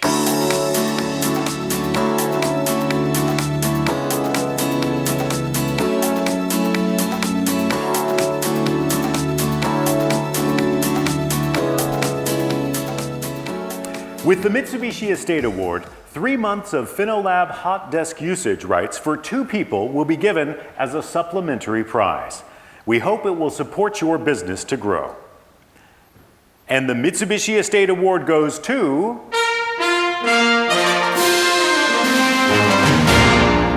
iPiD. iPiD, please come to the stage.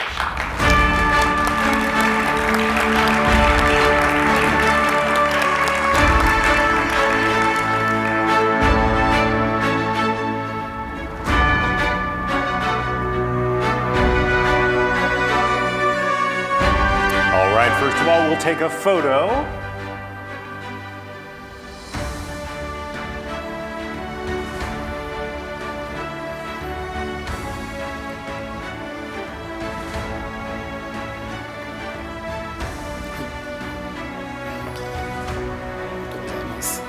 Congratulations. Very nice.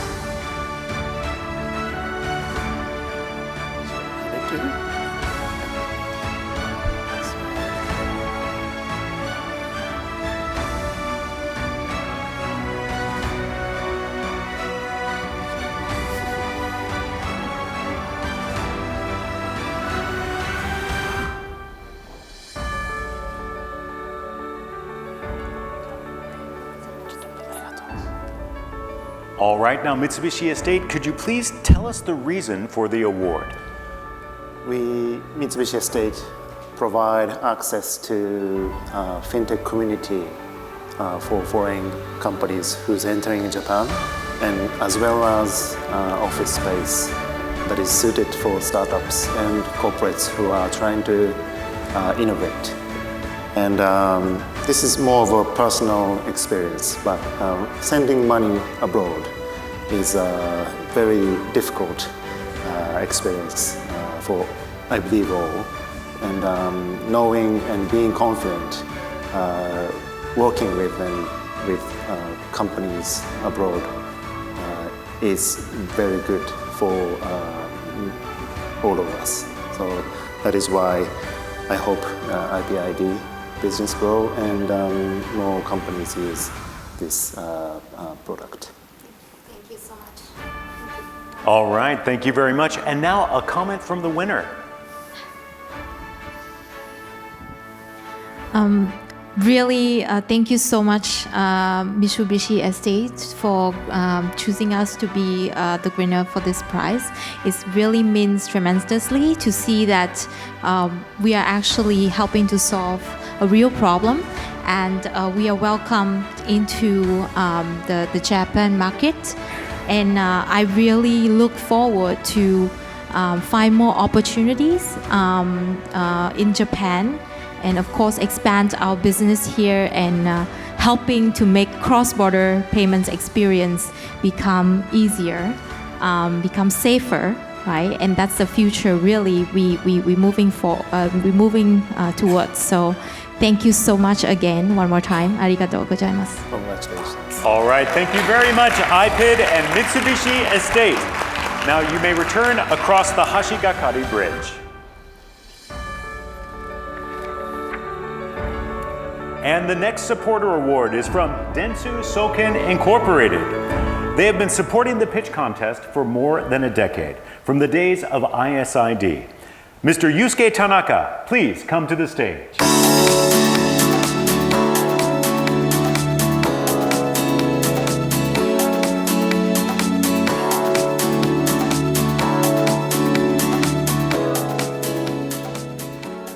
And now we are pleased to announce the Dentsu Soken Award. The Dentsu Soken Award goes to Tayori. Please come to the stage.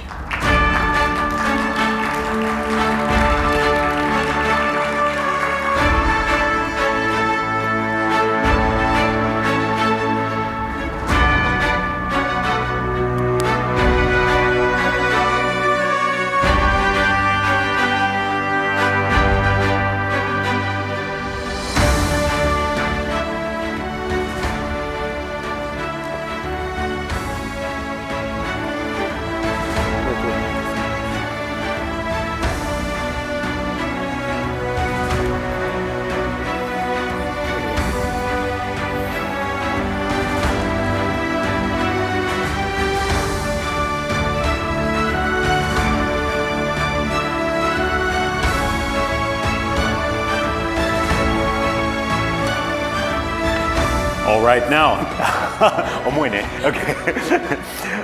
Now, Dentsu Soken, could you please tell us the reason for the award?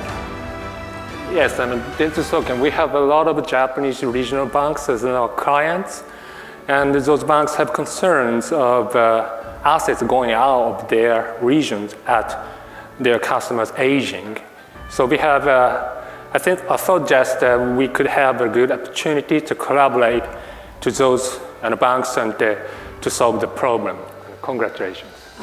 All right, and now a brief word from the winner, please. すいません、日本語でも大丈夫ですか？大丈夫です。すいません、英語が得意じゃなく日本語で失礼します。本日は大変光栄な賞をいただきありがとうございます。今コメントいただいたようにこれからタヨリエがどんどんもっと成長して日本の課題を解決できるようなサービスに成長していけるように頑張りますので、今後とも見守っていただけたら幸いです。本日は本当にありがとうございました。All right, thank you very much, Tayori and Dentsu Soken. You may return to across the stage.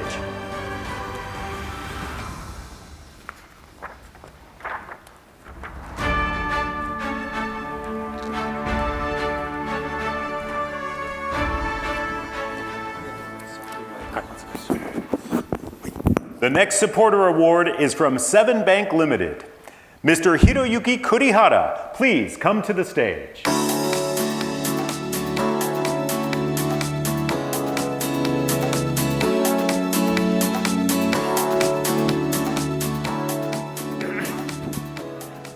Now we are pleased to announce the 7 Bank Award. And the 7 Bank Award goes to Recept. Please come to the stage.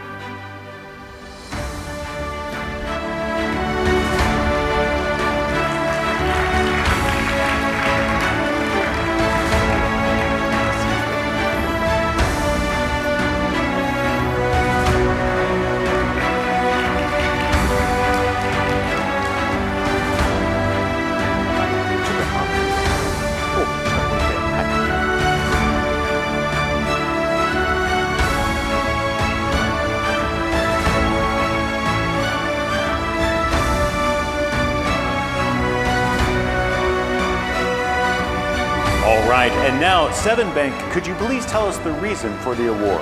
Okay, I have 3 reasons. First, their technology is very emerging and advanced.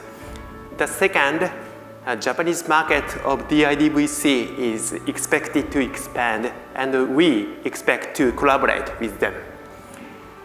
Third, I know one of the co-founder is a graduate from Seven Bank. He is the first person to establish company from Seven Bank. So, congratulations. All right, thank you very much. And now a comment from the winner, please. 中瀬です。ありがとうございます。本当におっしゃる通りで、私の創業者のうちの一人が西武銀行出身で、ちょっと本当はこの賞が一番いただきたいなって思ってたので、ちょっと泣きそうになっちゃってありがとうございます。All right, thank you very much to Recept and Seven Bank. You may return to the offstage. Thank you.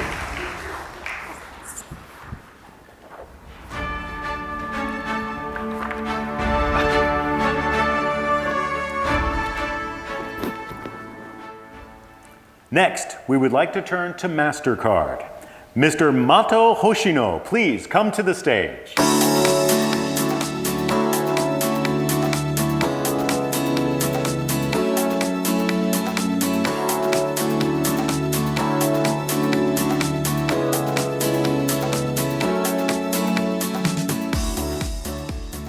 And now we are pleased to announce our 4th Supporter Award.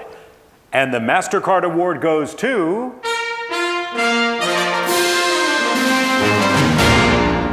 INSTO. INSTO, please come to the stage.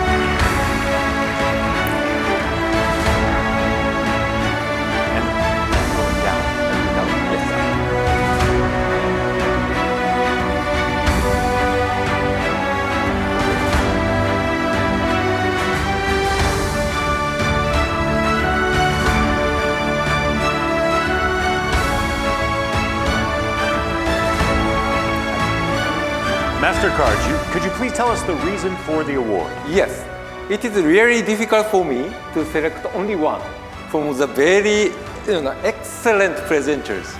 However, the reason I selected INSTO is not the sympathy from his broken leg. However, such cutting-edge innovative solution must solve the Japan's next challenging target, because as everybody knows that currently Japan's cashless ratio is around 40% among the personal consumption, and now next target is 80%. We want to make the double cashless, and then in that achieving the goal, I believe your solution is needed. Because INSTO's excellent solution can enlarge the acceptance network of the SME, especially because you guys' solution do not need any acceptance devices, nor the payer side app installment. So that would be a kind of driving a very hard target for achieving the doubling the cashless. That's our mission too. Yeah. So I think it's really great to having INSTO's solution in Japan market, and MasterCard wants to support INSTO, as well as all the fintech players who wants to come to Japan, or Japanese player goes to goes abroad.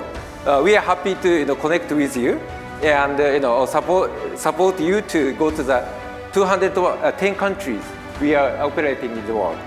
So congratulations again. Thank you. Bruce. Thank you. All right, thank you very much. And now a word from the winner, please. Okay. Thank you, Judge, and thank you, everyone. We do share the vision of enlarge the user group who can accept credit card payments. And our target is to enable any person to be able to accept credit card, not just a business merchant, not just SMEs. And I think we are on the way and we'll be there soon. Thank you. Okay, thank you very much to INSTO and MasterCard. Please. Congratulations.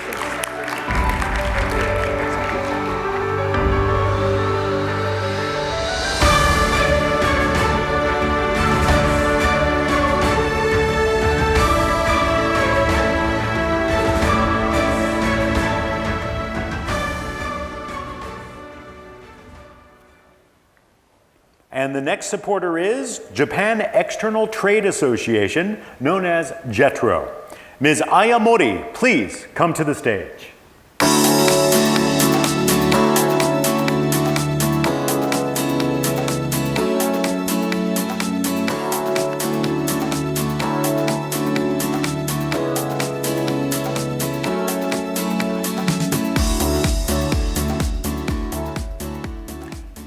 When you receive the JETRO Award, you will be recognized as a JETRO Special Support Company, and support for international expansion will be provided. And now we are pleased to announce our first supporter award. The JETRO Award goes to GarageBank. GarageBank, please come to the stage.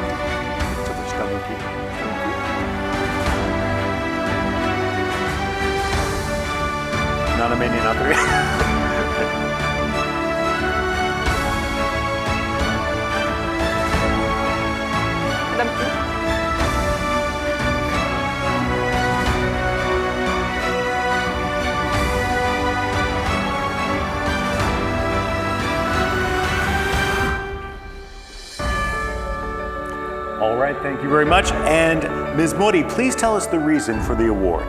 Thank you. As you know, JETRO is a Japanese governmental organization who support the Japanese startup interested in enter the foreign market, international, to born global. With this perspective, they are focusing on create their market in Asia. In the future, I think they have an office and business in Asia and worldwide, so that's why I really like your idea and the passion to create that new value. So that's why I choose that. I see, thank you. And could we get a brief comment from the winner?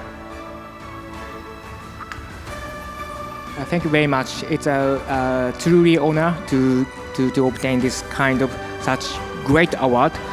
We are going to, not at the moment, but we are going to expand our business to the international market, mainly maybe Southeast Asia. But yeah, the JETRO's support we should accelerate with our business. So yeah, I'm convinced. So finally, thank you very much. All right, thank you very much to GarageBand and JETRO. You may now exit the stage.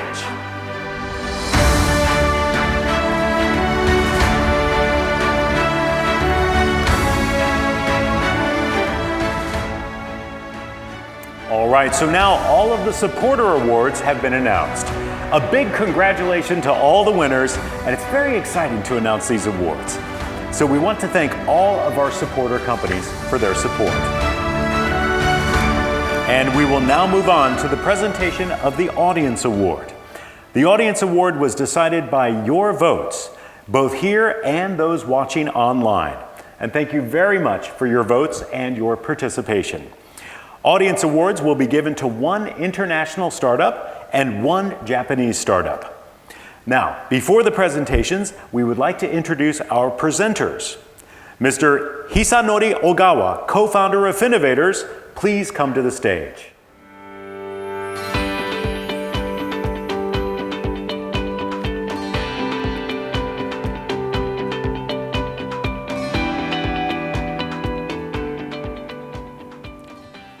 And now for the announcement. The FINOPITCH 2025 International Audience Award goes to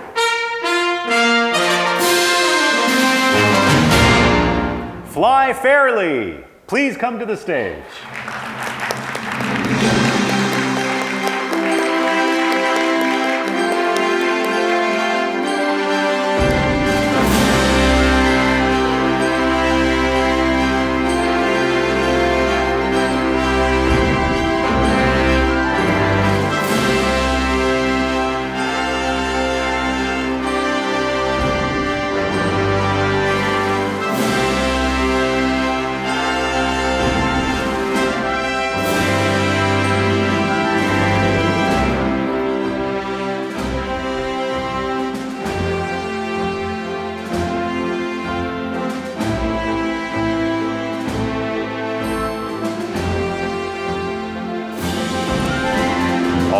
And now if we could have a comment from the winner. You're not finished yet.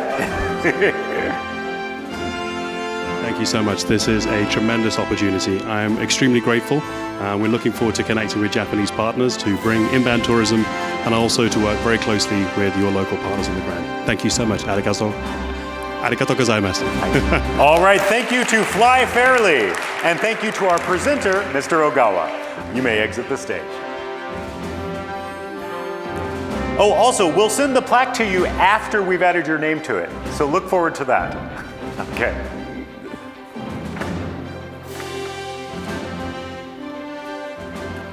All right, so up next we have the Japan Audience Award. Yes. The presenter will be Tetsuo Ida, co-founder of Finovators. Please come to the stage.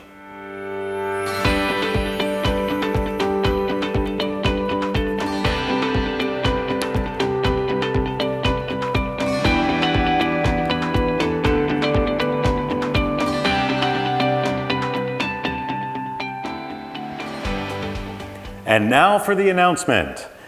The FINOPITCH 2025 Japan Audience Award goes to BillPay. Please come to the stage.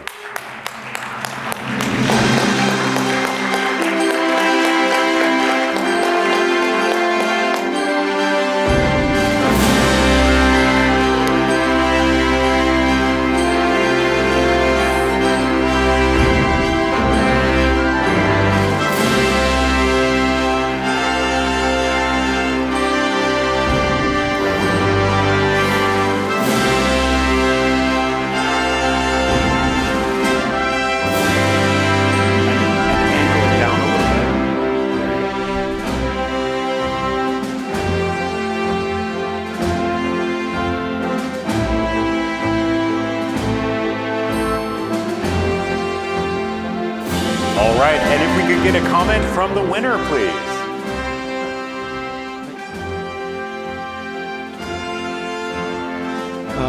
First of all, I'm truly honored to win this award, and I want to truly thank Nick, who wasn't able to arrive here, but who's my co-founder, and also my family, who's always in support whenever I'm pretty busy in my business. But first of all, we're very early in our stage in our business, so I bet our product will definitely grow and I guess evolve in the near future. So please stay tuned, and yeah, looking forward to how this journey will continue. Thank you. All right, thank you very much to BillPay, and also thank you to our presenter, Mr. Ida. You may exit the stage.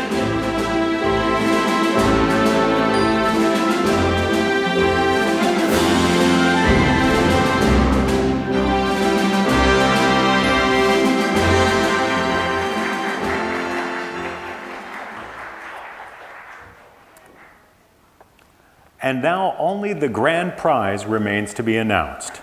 And at this point, we received word that they would like to announce an honorary mention decided by the judge panel.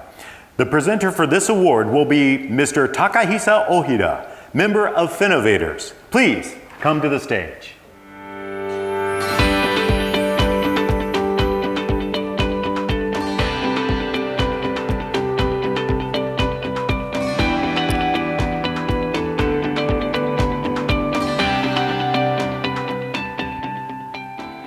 Now for the winner.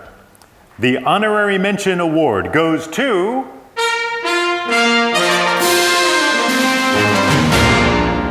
Vlightup. Vlightup, please come to the stage.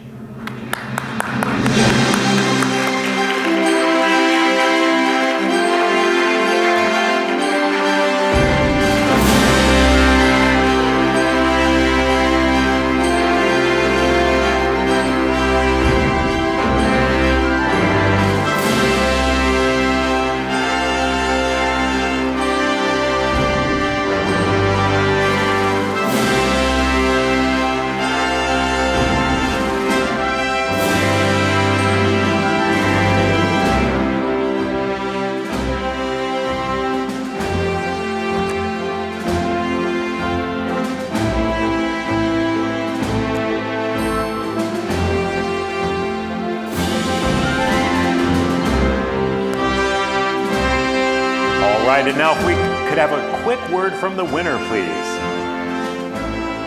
Thank you so much. And I'm so honored to receive this award. And I'm so happy, and I really appreciate the recognition of this, our unique technology. So we will continue to work hard to expand our service. Looking forward to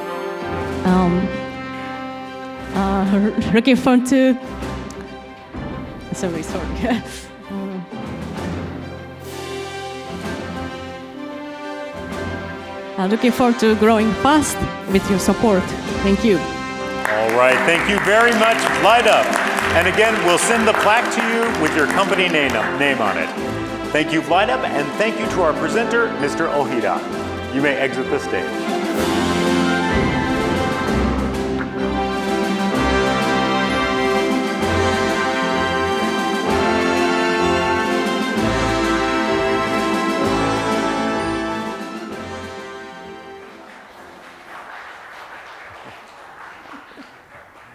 And finally, we will announce the International Grand Prize from among the finalists.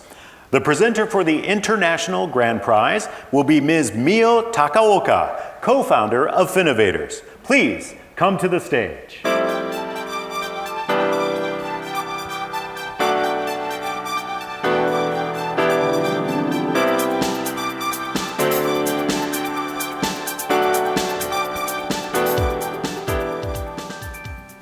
And we will now announce the winner. The FINOPITCH 2025 International Grand Prize goes to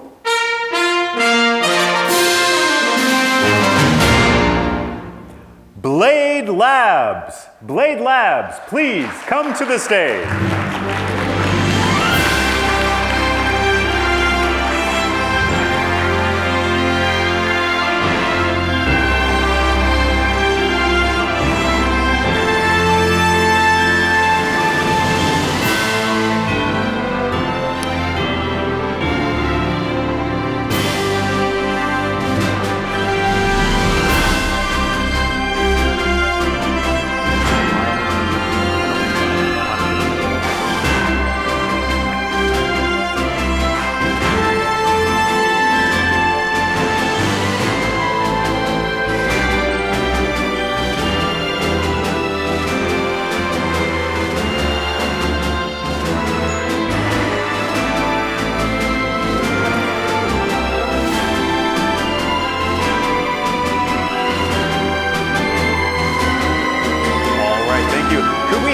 From the winner, please. In English, yes. English is okay. So, Japan is, in my experience, one of the most loved countries in the world. But there's a fear for the unknown. Different religion, different language. And I believe technology, now with AI and blockchain, can overcome these fears and integrate Japan with the rest of the world. Thank you so much. Thank you. Thank you very much to Blade Labs and our presenter, Mrs. Takaoka. Again, we will send the plaque to you after we put your company name on it. You may exit the stage.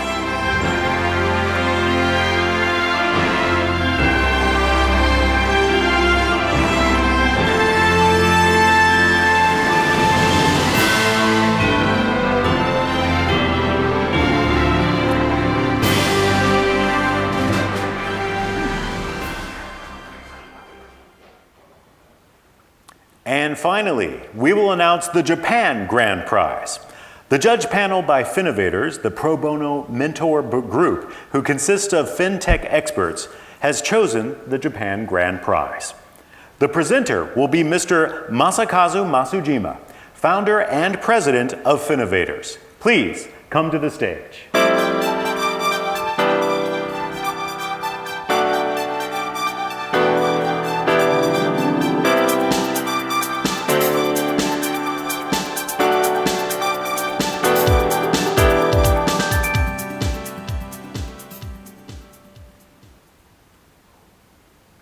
We will now announce the winner. The FINOPITCH 2025 Japan Grand Prize goes to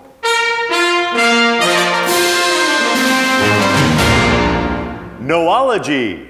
Noahlogy, come to the stage.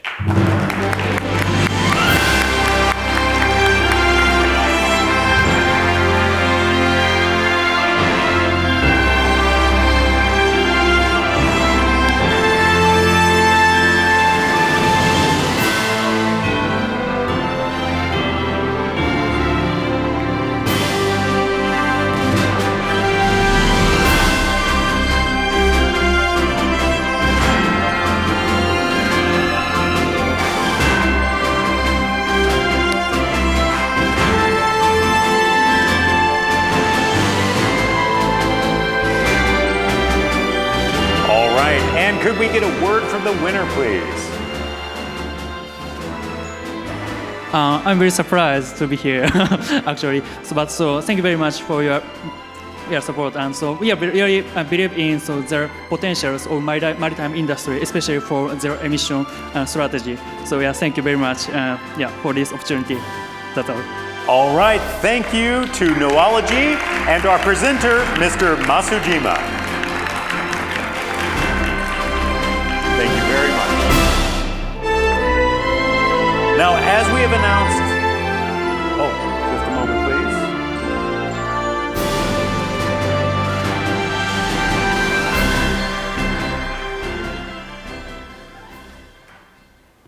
As we have announced all the winners of FINOPITCH 2025, we would like to receive an overall review on behalf of the judge panel from Mr. Masujima. Okay, so thank you very much for joining us. As we come to the conclusion of this year's FINOPITCH, I want to extend my heartfelt congratulations to all the finalists. The level of innovation and sophistication we have witnessed have been truly remarkable. Each presentation showcased not only cutting-edge technology, but also a deep understanding of the real-world problems that need solving.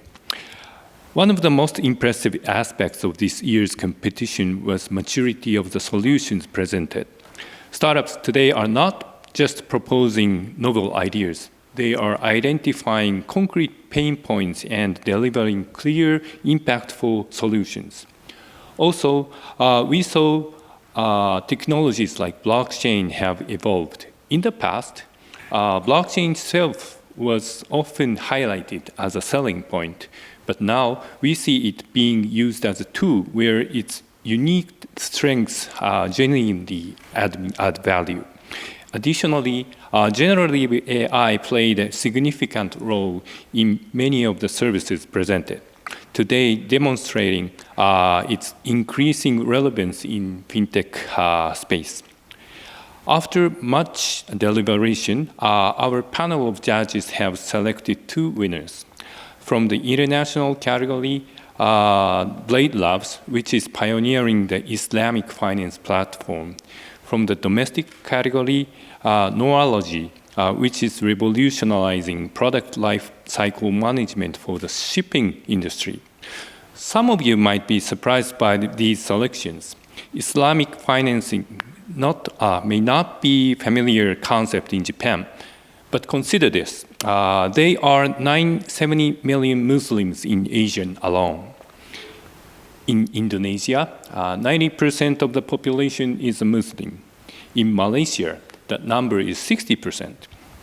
As Japanese financial institutions continue to expand their presence in Asia, the digitalization of the Islamic financing presents a significant opportunity. Blade Labs' solution addresses these demands and in an innovative and scalable way, making it a highly promising platform for the future. And similarly, the maritime sector might not be the first industry that comes to mind when discussing fintech innovation. However, until recently, digitalization in this field has been severely limited due to connectivity constraints. Given the urgent need for integrated lifecycle management solution in shipping, especially with the global push for carbon neutrality, Noahlogy platform is both timely and essential. In addition to our two winners, so we have given the panel. Yes, I believe so. Okay. Yes. So yes, I think we've gone through all the winners already. Okay. So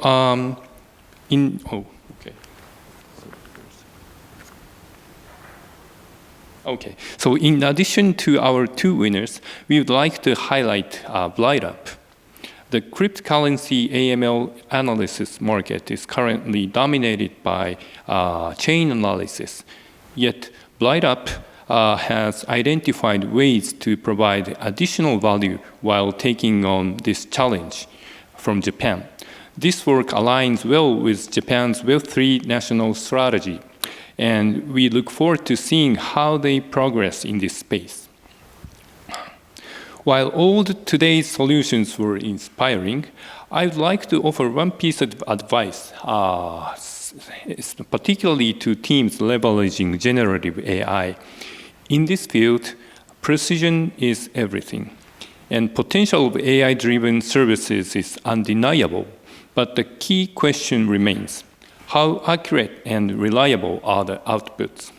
Many of the presentations were compelling, but it was actually difficult for the panel to verify the actual performance of the AI models or the algorithms. For future pitches, we encourage teams to emphasize this aspect more clearly. Once again, thank you to all the participants, audiences, and organizers for making FINOPITCH such a success. We look forward to seeing how these startups could continue to innovate and drive the fintech industry forward. Congratulations to all, and thank you again for joining us. All right, thank you very much, Mr. Masujima. You may return across the Hashigakari.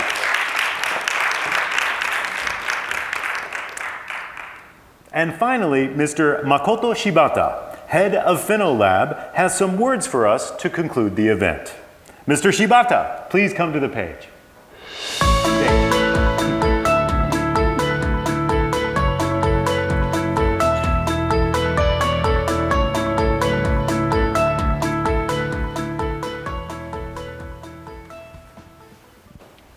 Ladies and gentlemen, esteemed judges, supporters, the audience here, and online viewers, and most importantly, our incredible startup finalists, we deeply appreciate all for taking part in FINOPITCH.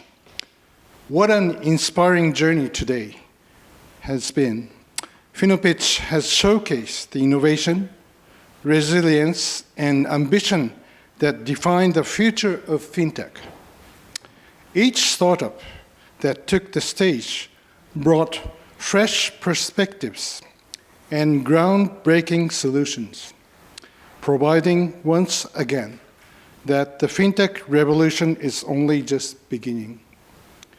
To our finalists, you dare to dream, innovate, and pitch your ideas with passion.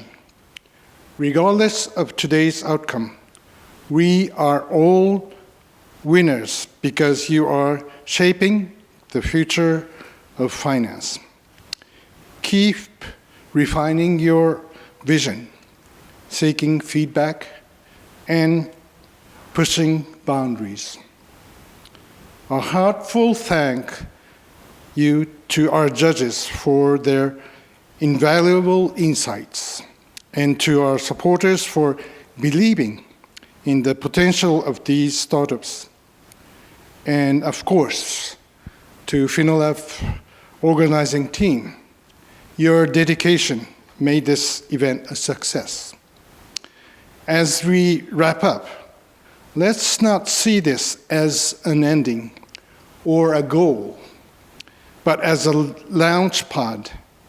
Connections made today will lead to partnerships, investment, and game-changing fintech solutions. Congratulations to our winners and to all who participated. Keep innovating, keep disrupting, and we will see you at the next FINOPITCH. Thank you very much. Thank you, Mr. Shibata. With this, we would like to conclude FINOPITCH 2025. We hope to see you all again next year, and we'll say goodbye to all of you watching online. Thank you for joining us.